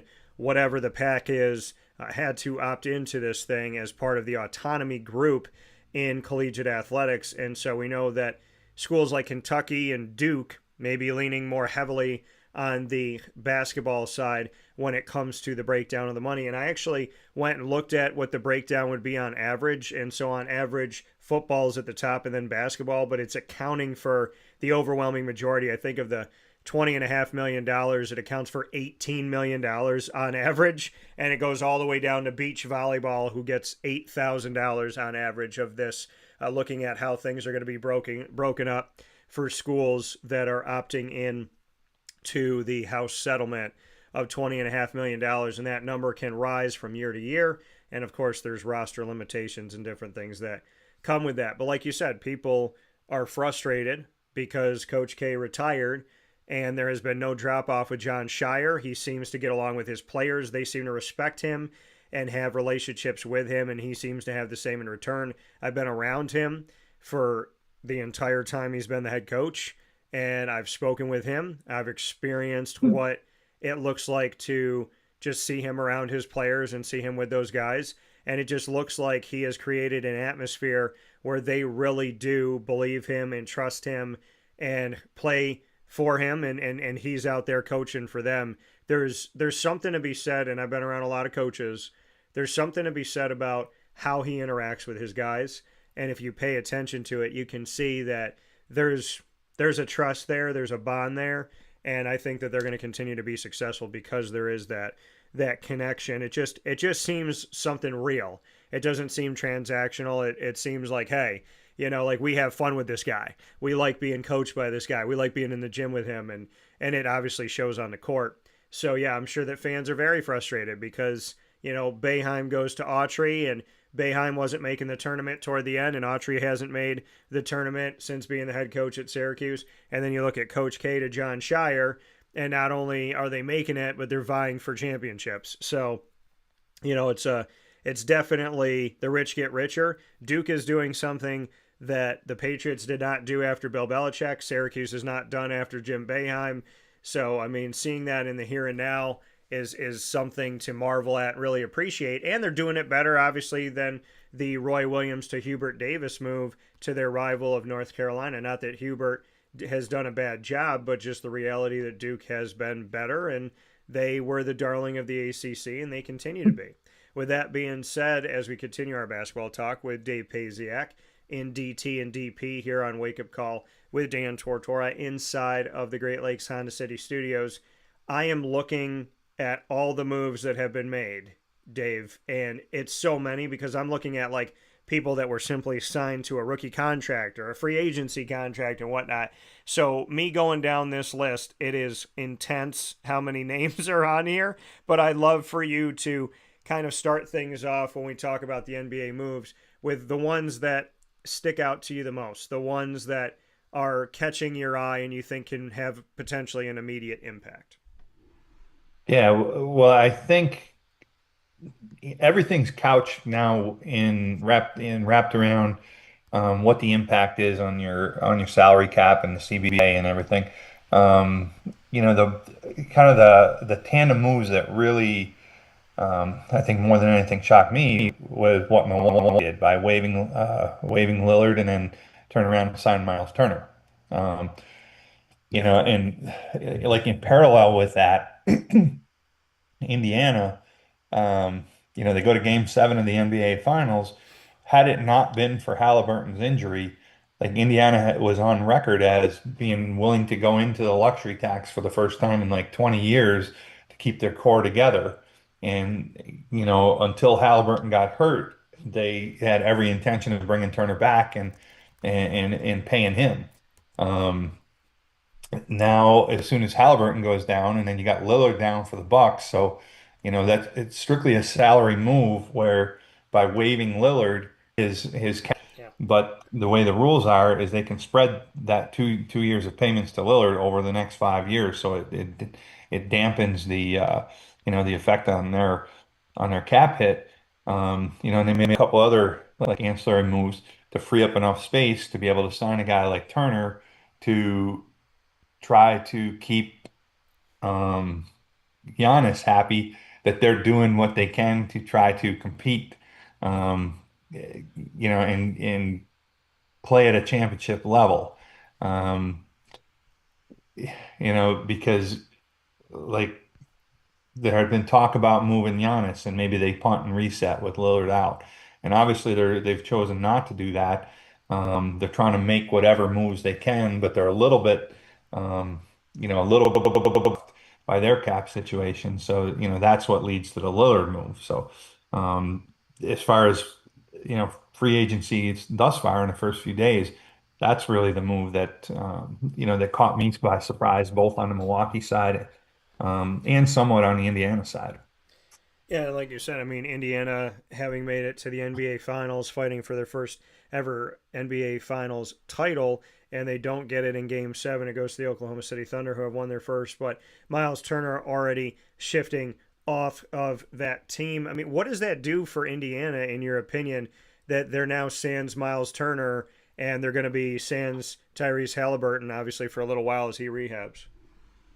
Yeah, I mean, again, I think it's cap driven and everything, and I think Indiana is looking at it like without Halliburton, we're not going to compete for a championship. I mean, they'll be a good team, and I think they'll still be a good team next year. But no Halliburton, no compete for a championship.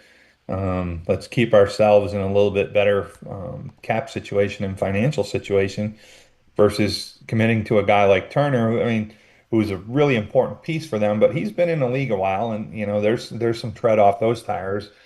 So you wouldn't expect Turner's impact to grow over the next 3 years of a contract or 4 years of a contract.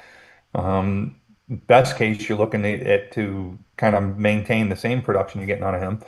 So I think from a Pacer standpoint, excuse me, and from a Pacer standpoint, um, they looked at it as not really punting on next year, Yeah. but kind of a year to reset their team a little bit in anticipation of Halliburton being back full strength the following year, and maybe making some moves and being more of a player in free agency next summer, and really making a run at it in 26, 27 versus feeling like they really don't have the pieces in place without Halliburton to run it back next year.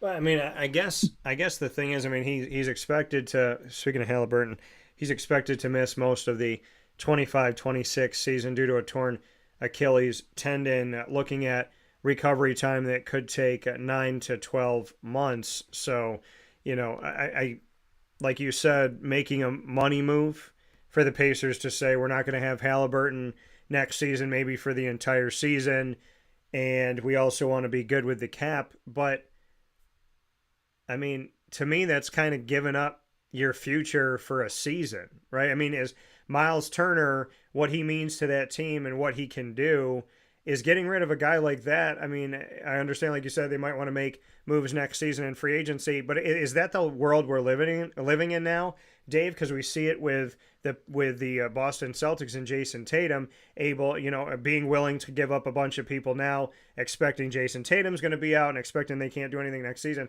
Is this really where we're at? Like teams that are playoff teams saying we got one of our stars or our main star down, so now we're going to be willing to get rid of our future to save face with the cap and just kind of understand without our star, we're not going to. I mean, I guess without Halliburton, yeah, it's terrible, but you have all this other talent. Now you're sans Miles Turner. In the case of the Boston Celtics, okay, you don't have Jason Tatum, but now you're willing to put almost everybody out there in a fire sale. I mean, when Tatum comes back and Halliburton comes back, are they coming back to team? Like, is this going to blow up in the face of the Celtics and the Pacers, and they come back to these teams healthy and they look around them and they go, now we don't have enough, essentially? Yeah, I mean, that's the risk you run a little bit. I think, excuse me, I think these teams are taking a little bit more of a long view on it. In answer to your initial question, yeah, that is the world that we seem to be living in. In the NBA, you've seen it to a certain extent in baseball, where teams have kind of punted for a year or two to reset and to make a run at things. I mean, unless you're the Yankees or the Dodgers or the Red Sox or the Phillies, and you can afford to make mistakes and and still stay competitive. But the NFL is going through this a little bit. I think the one thing with the NBA, and the NFL, and now with the latest CBA in the NBA, it seems to be even more accentuated because it's more penal if you go over the tax. And there's still a system in place that kind of advantages you to retain your own players, which I think is good. Um, but at the same time, the penalty for overspending and going over the tax is much more significant than it had been in previous iterations. So, um, I think that's where teams are looking at the way teams are looking at things. And I think in the case of like the Celtics or the Pacers or something, I think they're without their best player next year, and the Celtics were going to be facing some really hard decisions this summer, anyways, even with Tatum. Um, as far as who they're going to bring back, who they're not going to bring back, what guys are going to commit big dollars to, and that kind of thing.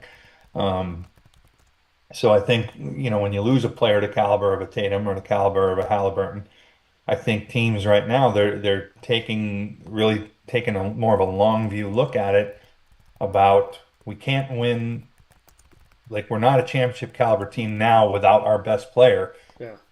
even though we still are a good team. And I would expect, like, I don't think Boston or Indiana is going to fall off the map and be a 20-win team next year by any stretch. But I think they look at it like they don't have enough in place to contend for a championship. So let's do some camp management. Let's offload some salaries. Let's put ourselves in a position where we can, be a player in the free agency and trade market a year from now, maybe end up with a little bit better draft position as a result, and kind of reset from when we get our main guy back, being able to make another run at it. So, Yeah, I mean, it's again, like you said, I mean, trying to look long term, and I can understand you don't want to be short sighted. You want to look down the road, but I also think that it's it is looking down the road and having that long sight down the road when you think about where this team can be, where the Celtics will be without some of these guys that they got rid of, and where Indiana will be without Miles Turner. So, I mean, I'm looking at this right now. Just put the poll up on X, the former Twitter at CallDT. That's CALLDT. The question is, will the Boston Celtics be an NBA playoff team in 2025-26 following the departures of Drew Holiday, Luke Kornet, and Kristaps Porzingis? I'm also going to put one up about the Pacers now that they have Miles Turner moving. But I do want to look at, I mean, there's obviously a bunch of teams that have made moves already, but I'd love to get your thoughts, Dave, on the Dallas Mavericks. They got the number 1 pick in Cooper Flagg. They're re-signing Dante Exum. They have a 3-year extension for Kyrie Irving. They brought in D'Angelo Russell, and obviously we know that Anthony Davis is there from the trade that they had this past season where Luka Doncic went over to the Lakers. Where do you feel Dallas is right now? well, I think this guy, Nico Harrison's got to be the luckiest man in the NBA. Um, for the ping pong balls to fall the way they did um, with being able to draft Flag, I think that completely reset, where they were as a franchise. I think now they have, if Flag ends up being anywhere close to as good as people think he's going to be, and I think he's going to be a great NBA player. Um, if he ends up being anything close to that, now all of a sudden, I mean, you've got a ready-made replacement for Doncic, who is the face of your franchise and the guy that you could build around as an elite player. You get a ready-made replacement for him for the next 10 or 15 years falls into your lap, while you've still got Irving, you've still got Anthony Davis. They made the periphery moves. I think Dallas, probably pre-lottery, ping pong balls falling their way. I think Dallas was a team that maybe was going to have to make some hard decisions about resetting where they're at to, they're a team that is potentially right in the mix in the Western Conference now. And I think a team that is going to be um, poised to be a contender. Whether they have enough to deal with OKC is another question, because the Thunder are positioned beautifully for the next at least 3 to 5 years minimally. And so, but I think Dallas is put themselves in a position where they should be in that conversation in the Western Conference now. Yeah, and like you said, I mean, looking at the Dallas Mavericks and the ping pong ball, I mean, in the NBA, because there is a lottery, there is no guarantee that the worst team that has the most balls in the mix here is actually going to get it, and more often than not, it doesn't happen. So I do want to go to Phoenix and Houston in the Western Conference as well. Phoenix re-signed Colin Gillespie on a 1-year deal. They brought in Dylan Brooks, Jalen Green in that trade with the Rockets for Kevin Durant. Nigel Hayes-Davis is coming in, and Mark Williams is going to come in as well. They lose Kevin Durant, Tyus Jones, Cody Martin, Mason Plumlee. Where is Phoenix right now? Are they a playoff team? Did they make the right moves for the future? Is shedding a really good talent like Durant, is that going to end up being good for them long term for who they got for him? What's your take on Phoenix? Yeah, I mean, Phoenix, I think it feels like they've reset and kind of, one is, I mean, they've committed Booker's their guy now. So that's, I mean, he's the feature guy, and that's the guy that they're going to kind of lean on.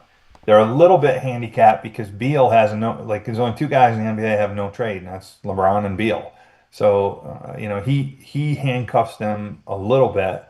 But I think the moves that they've made, we talked about how the finals is a copycat league. And it feels like the moves that Phoenix has made have kind of increased their depth a little bit. Um, Moved away from like the two or three headed star player with not much around them Yeah. model to one more of what Indiana's doing and what OKC is doing with relying on depth and maybe along with that pace of play will come. We'll see how Phoenix plays. Um, I think that if it works, they can put themselves in the conversation in the West.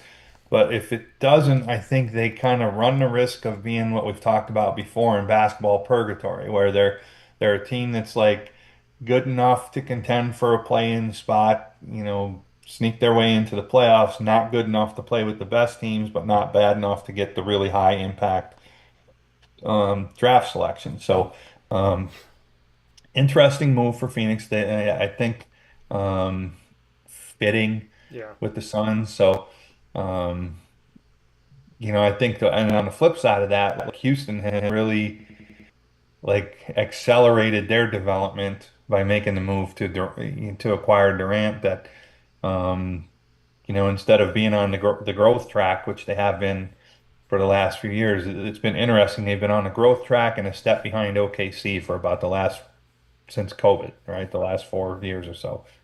Um, the move to Durant um, seems like they've kind of moved a little bit away from that to like we're going to go for it now. Yeah. And they needed to make that kind of move um, to kind of counteract OKC more than anything because they're the standard in the league and certainly the standard in the Western Conference. So, but getting back to the Suns, I think that the thing they have to be leery about right now is really being in basketball purgatory for the next couple of years. Yeah, and that's something that, I know you brought up before, so, make a mention to see if you felt like they were going to be there as well. Keep in mind that Houston, folks, it was finished second in the Western Conference behind Oklahoma City, your eventual NBA Finals champion for 2024-25 season, but they won 16 less games.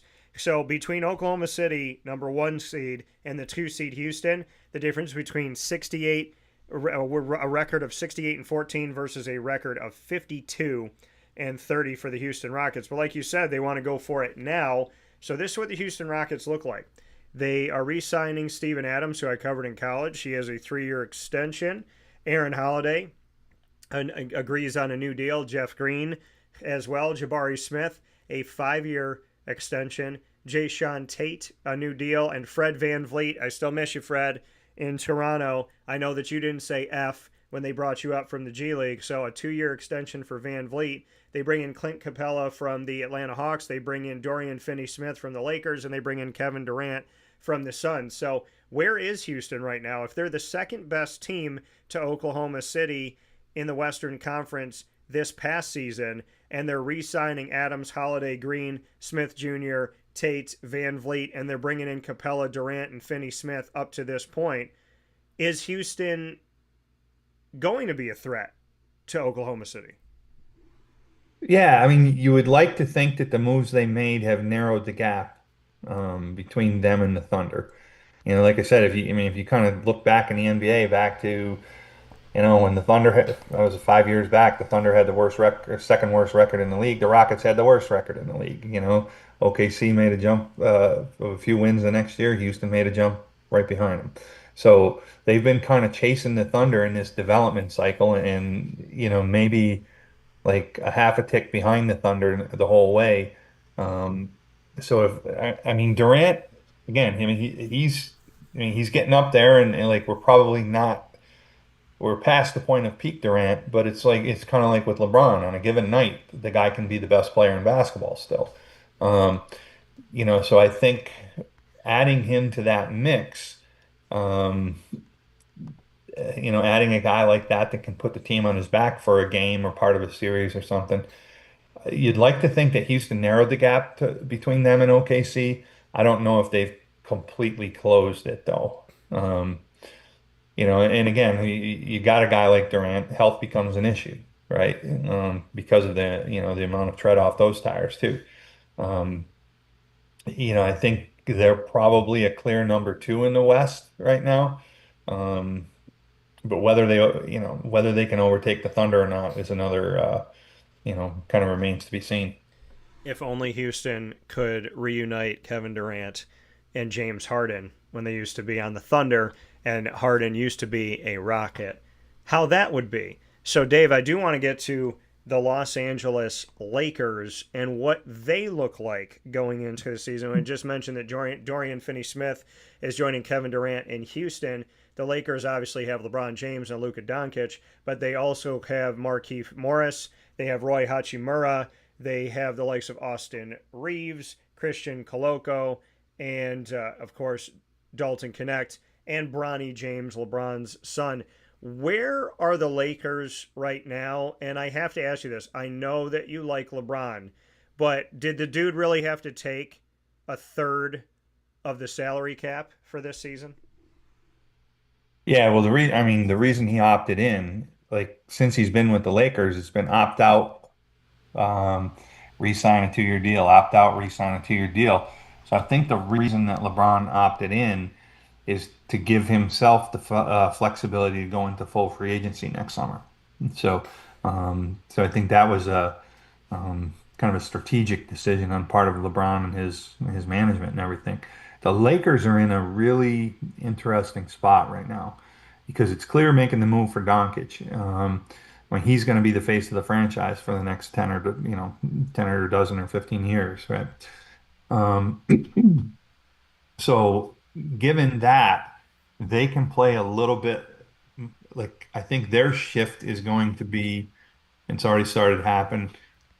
With LeBron, it's like win now, make the moves because LeBron doesn't have that many more years left. So the Lakers and LeBron has kind of, and he's earned the right to do this with his like year to year opt out, resign. He's kind of held the management's feet to the fire in LA to try to go out there and make whatever moves are necessary to give them the best chance to compete at a championship level. Um, I think with Doncic as the face of the franchise, the Lakers have like a little longer runway, and I think you're already starting to see them make some moves with um, more of a long game perspective to them. So now, like the Lakers timeline and LeBron's timeline really aren't the same anymore. So it'll be very interesting to see. LeBron has the no trade clause, so it's not like they can just randomly ship him to wherever they want. But it will be interesting to see if the teams you hear out there like Cleveland or Golden State. Cleveland's a team that like just has really had a really good regular season, but feels like they don't have quite enough. Like, can a guy, LeBron going back there again, get them over the top? Golden State, with Curry and Green on the back half of their careers, they're a team that's going to be in win now mode. Um, so is there enough incentive for one of those teams to make a play for LeBron? And do they have enough to give back to the Lakers for the Lakers to entertain such a move? So, be really interesting to see. I mean, they signed Ayton. The Lakers were, in desperate need of signing a big. And, I don't know if Ayton's a long-term answer, but at least he's a bridge for the foreseeable future. Um, what direction they decide to go as a franchise and what direction LeBron, I see those things continuing to diverge. So, does he get moved prior to or during the season? Maybe. Um, but he's certainly by opting into to the option year in his contract, LeBron has really put himself in a place where, assuming he's healthy and wants to keep playing and everything, next summer he'll be on the open market and go wherever he wants. So, um, I would think the Lakers may, like, if they know LeBron's going to leave next summer, Yeah. they would at least entertain some moves between now and then to get something in return. Um, whether they'll get the pieces that they want in exchange for LeBron or the resources they want. Maybe it's, involves a lot of heavy draft picks or something. Um, I don't know. I don't know if there's a market for LeBron with his big contract and no guarantee that you're going to resign him. Yeah. If there's enough of a market to give enough in return for the Lakers to pull the trigger on a deal like that. Well, that's the thing, and I appreciate the breakdown and the expertise and looking at the situation as always, Dave. Between Luka and LeBron, it's almost $100 million. Now, the projected salary cap is 154.6 for the upcoming 2025-26 season. What can the Lakers do? I know you talked about Ayton coming in, but what can the Lakers do if it's a win now mode with LeBron and Luka with less than $60 million for the entire rest of any type of roster? I mean, what can you literally pull off knowing that two of your players are accounting for almost 100 of $154.6 million in the salary cap? Well, that's the fundamental problem that they run into right now. And I think the companion issue is who's out there that moves the needle enough to get them to that championship level. So I think be made. Um, now could they pull off some salary cap gymnastics and make a play for a guy like Giannis? I mean, it would require a whole lot of creativity and involving some other teams, but I mean, that's the one kind of like move that might be out there. Um, I mean, Milwaukee doesn't have to make a deal like that work. Almost would almost have to involve some other teams, being able to take on some salary and um, just make the numbers match. But I mean, short of a blockbuster deal like that, where they were able to go out and get Giannis somehow, um, I don't know that there's not a real straightforward move to make for the Lakers right now. Yeah, and that's the thing. I mean, if it's going to be Luka's team for the future, and you know that LeBron is taking up a third of the salary cap, the question becomes, do you move LeBron and turn it over to Luka now? Do you commit to Luka right now and say, because they have to keep in mind too, after this season, Dave, Luka's got a player option. So if he doesn't like this thing and they keep LeBron there and he looks around and says, "Hey, this is frustrating. I don't know what LeBron's future is going to be. This season was a waste for me." Luka could turn around and say to the Lakers, "Hey, thanks for having me for a couple of years, but guess what? Now I'm going to go elsewhere because I don't think you handled me correctly. I don't think you treated me right." So there's something to be said about where we are right now, and that the Lakers have to be very careful about mortgaging their future just to make LeBron happy in the present. So we'll see what happens here. And the question is up on X now at CallDT. That's CALLDT. Should the Los Angeles Lakers trade LeBron James and hand the keys over to Luka Doncic now heading into the 2025-26 season? You can vote in that. And the votes for will the Pacers make the playoffs after the departure of Miles Turner, it's 50-50 this morning. And will the Celtics make the playoffs without Drew Holiday, Luke Cornett, and Kristaps Porzingis? Also on top of that, Jason Tatum being injured. With those three guys departing the team, will they make it? It was 50-50. Now some Boston fans are leaning on the side of yes, we still believe that we can make it to the postseason. Or that they will make it to the postseason. We shall see what happens there. Dave, before we hop out of here, you brought up Milwaukee, and Milwaukee has made a lot of moves. Now, they have Kyle Kuzma, they have AJ Green, they have Giannis Antetokounmpo, and they are re-signing Kevin Porter Jr., Bobby Portis, Taurean Prince, as well as Jericho Sims and Gary Trent Jr. Again, former Raptor. I miss you, Gary. The additions coming in, Miles Turner, Gary Harris. The departures, Pat Connaughton, Damian Lillard, Brooke Lopez. You and I were talking off the air about Giannis. Is he happy? Is this team a team that he wants to stay on? He's spent his entire career in Milwaukee. Is this the place where he feels like he could be at the top of the mountain again? My question to you is, with everyone on the roster, the guys returning, the guys they brought in, and the guys that they've been okay losing, is this a team that you think can give Giannis the top of the East and a fight for the NBA title? It's hard to see it, honestly.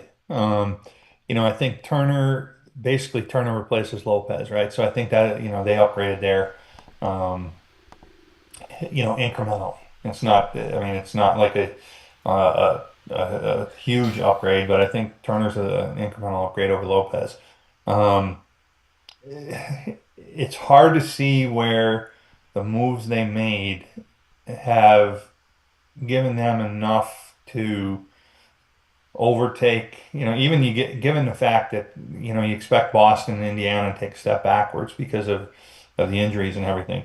I mean, does Milwaukee have enough to um, overtake like a team like the Knicks or the Hawks or the Magic, who like are teams that have been kind of on the rise and are starting to be in win now mode? Or you take a team like Detroit, who big step forward, good young core. So so I don't see where what Milwaukee has done um, is enough to uh, kind of overtake some of those teams on the rise in the East. Maybe, Giannis is, pure greatness of Giannis. He can put the team on his back. Hard to do over an 82 game season. In a playoff series, yeah. Are they always going to be dangerous as long as they have him? Can he go out and win them 4 games against almost anybody in the league? Probably. Yeah. So I think the Turner move, the Turner slash Lillard move that we kind of started the show with, I think it's a little bit of a desperation move on the part of Bucks management to, I think, kind of appease Giannis or show him that we're not throwing in the towel next season because Lillard was out. But at the same time, if you believe what you read, Giannis wasn't real happy that Lillard was let go. So I think, and you have to take everything you hear in the media with a grain of salt, because you can also see where, there's been comments that he and Turner are excited to play, side by side and everything. So, Yeah. I mean, the Bucks, Giannis is, I mean, probably more than anybody in the league, the franchise revolves around him, or in their ability to compete in the NBA is at the highest level, it's tied to him. Um, if he becomes disillusioned or they get to the point where they feel like they have to move him or something, um, be a quick fall and a long way back for a franchise like Milwaukee if that were to happen. Yeah, so I mean, we'll see what's going to happen with Milwaukee. I mean, again, with Jason Tatum out for the Celtics this upcoming season, that they're not going to have him going in, and Halliburton's not going to be there with the Pacers. Now Miles Turner's not going to be there. How much does that open things up here in the East? Well, that brings me to Chicago. They were willing to lose Lonzo Ball, who goes to the Cleveland Cavaliers. What are your thoughts on the Lonzo deal? And I'm not going to load the question. I've seen some thoughts. I want to get your thoughts. Um, I think because of Lonzo being who he is, did that deal, like, I don't see that deal like moving the needle a super large amount in any direction. I it's a little bit, I mean, we talk about Cleveland maybe not having quite enough to, especially from a playoff standpoint. Uh, can adding Lonzo get them over the hump? When you see these other teams on the rise in the East. Yeah. So I think maybe the Cavaliers are seeing it as, um, uh, excuse me, I got a phone ring, forgot to turn it off. Okay. So I think the Cavaliers maybe see that um, as a move that can help them get to the top of the East. Um, I don't know. I mean, I don't see it as a big needle moving trade, to be honest with you. Yeah, I mean, it's one of those things where does Chicago stand? Where does Cleveland stand? And how open is the East? Because the more we talk about these moves, I'm looking at the West going, well, this, Dallas can be good, and Houston can be good, and Oklahoma City's good, and looking at all these people. And then I'm looking over in the East going, maybe Milwaukee, maybe Philadelphia. I don't think my Raptors are doing anything. But Dave and I will have plenty to discuss as we continue here to look at the NBA moves. Summer League's coming up, and there really is like no end to the NBA season whatsoever. So with that being said, Dave, I appreciate, as always, the conversation on all of this, and we'll continue to talk. The next time we'll talk about what the Knicks need to do, as well as Brooklyn, which one of those teams is going to look better in the East. But as always, I appreciate your time, and the early polling says that the Lakers should get rid of LeBron now and go full Luka. So I look forward to talking with you about so many things, as we always do, as we continue the conversation coming up here in the coming weeks. Yeah, great to talk with you again, Dan. I think that's one of the things that's interesting about the NBA is they, from the playoffs through the finals, then you go right to, you have the lottery during the playoffs, then you go right to the draft, you go right to free agency, you go right to summer league. So the NBA's done kind of like their calendar has done a really good job of capturing kind of the attention of the sports world right up until NFL preseason hits, and then the baseball playoffs, and then the NBA kind of takes a back seat for a while. But lots to talk about for sure, and look forward to chatting more about it. Amen. There is no stop to the NBA. With that being said, Dave, as always, I appreciate you, and I look forward to talking with you very soon, and I hope you and the family are doing well, and give my best to Mom. Will do. Thanks, Dan. Appreciate the time. Of course. Appreciate you as always. Talk to you soon. That coming here from Dave Paziak here on Wake Up Call with Dan Tortora inside the Great Lakes Honda City Studios. We're going to take our final step aside this morning and wrap up today's show. And, of course, we appreciate you being here Monday through Friday from 9 a.m. to 11 a.m. Eastern Time. And, of course, beyond 11, because I don't know if we have had a show that has stopped at 11 o'clock 3 times this year. I think I'm commonly looking and going, oh, it's 11:10, it's 12. In some cases, it's 1 o'clock in the afternoon. So we appreciate you being here, and we appreciate the extra time, as always, that you spend with us. Carvel DeWitt, it's what happy tastes like. Do you know why? Because we make ice cream. Creamy, rich, flavorful ice cream. Not yogurt or iced milk like some of our competitors. Ice cream.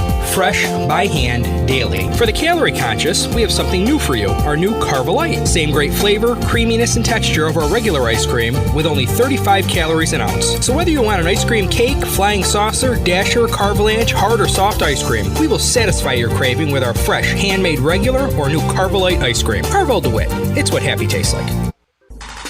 The Wildcat Sports Pub in Camillus, New York is located on 3680 Milton Avenue in the Home Depot Plaza. It is your family-friendly sports bar and restaurant. Folks, some sports bars aren't family-friendly. Some family-friendly restaurants are not sports bars. The Wildcat Sports Pub in Camillus, New York is proud to be both. It is that marriage that you've been looking for years. The Wildcat Sports Pub is your home base for your sports bar and restaurant needs, games for the kids, indoor and outdoor activities, and enough things on the menu to come back every single week and get to try something new. They're open Sundays from noon to 8 p.m., Monday through Wednesday, 11 a.m. to 11 p.m., and Thursday through Saturday from 11 a.m. to midnight. For reservations and party information, call 315-487-2222 for the Wildcat family-friendly sports pub and restaurant.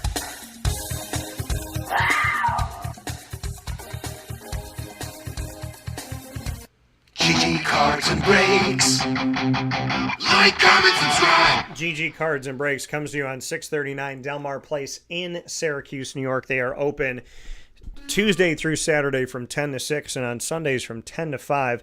Go and see GG Cards and Breaks today for soccer, hockey, baseball, basketball, football, Disney Lorcana, Magic the Gathering, Yu-Gi-Oh!, Pokemon, while supplies last, including Marvel cards and One Piece and so much more. They have singles, they have boxes, they have packs, they have graded cards, autographs, potential 101s, RPAs, rookie patch autos. They have actors and actress autographs as well. So many great things at GG Cards and Breaks. It's like being a big kid just all the time, every day. And I love it because, especially in this crazy world that we live in, right, we got to have those little things that make our heart smile, give us something to remember being a kid.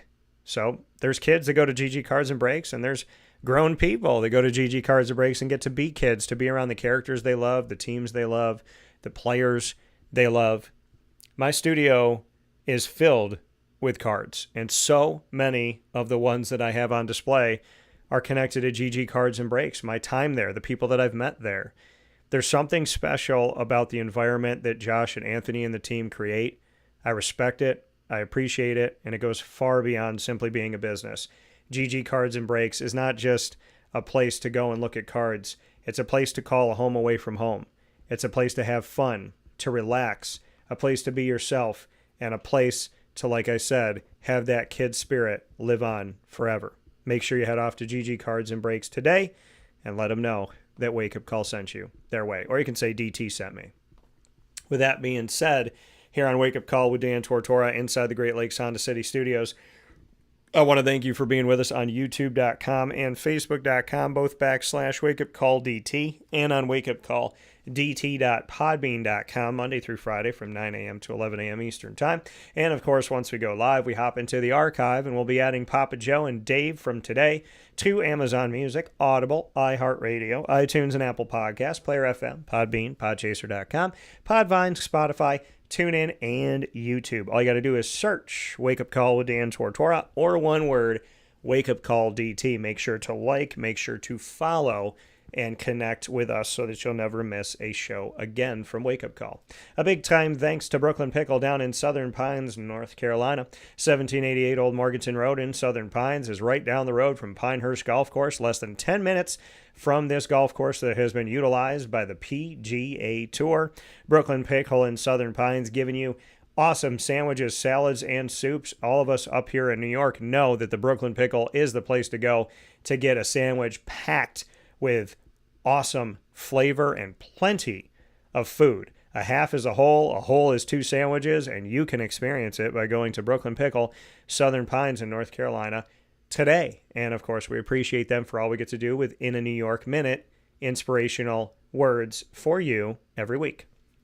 Many thanks to our team of partners in Central and Upstate New York, Great Lakes, Honda City, Carvel, DeWitt, the Wildcat Sports Pub, GG Cards and Breaks, Mon Paz, the snack capital of the world, Avicoli's Mother's Cupboard, Canine Camp Dog Daycare, Chick-fil-A Cicero, Pizza Man, Canine Campground Dog Boarding, Brian's Landing, and we are the exclusive multimedia marketing partner of your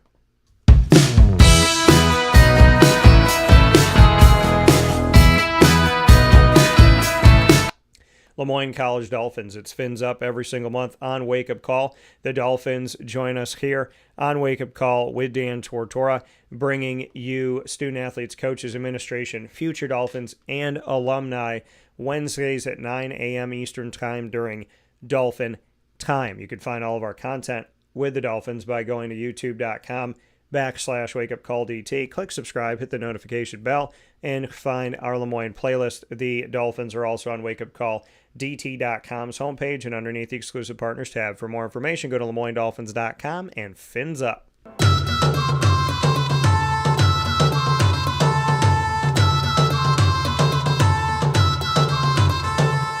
The Bryan and Stratton College Bobcats of Syracuse are exclusive multimedia marketing partners with Wake Up Call with Dan Tortora. Find your Bobcats every single month here with student athletes, coaches, administration, and alumni joining me here on Wake Up Call with Dan Tortora. Your Bobcat stories are called the Bobcat Buzz, and you will find that on youtube.com/WakeUpCallDT. Click subscribe, hit the notification bell, and find our BSC Syracuse playlist. You also find the Bobcats by going to WakeUpCallDT.com's homepage and underneath the exclusive partners tab. For more information, go to Syracuse.bscbobcats.com and go Bobcats.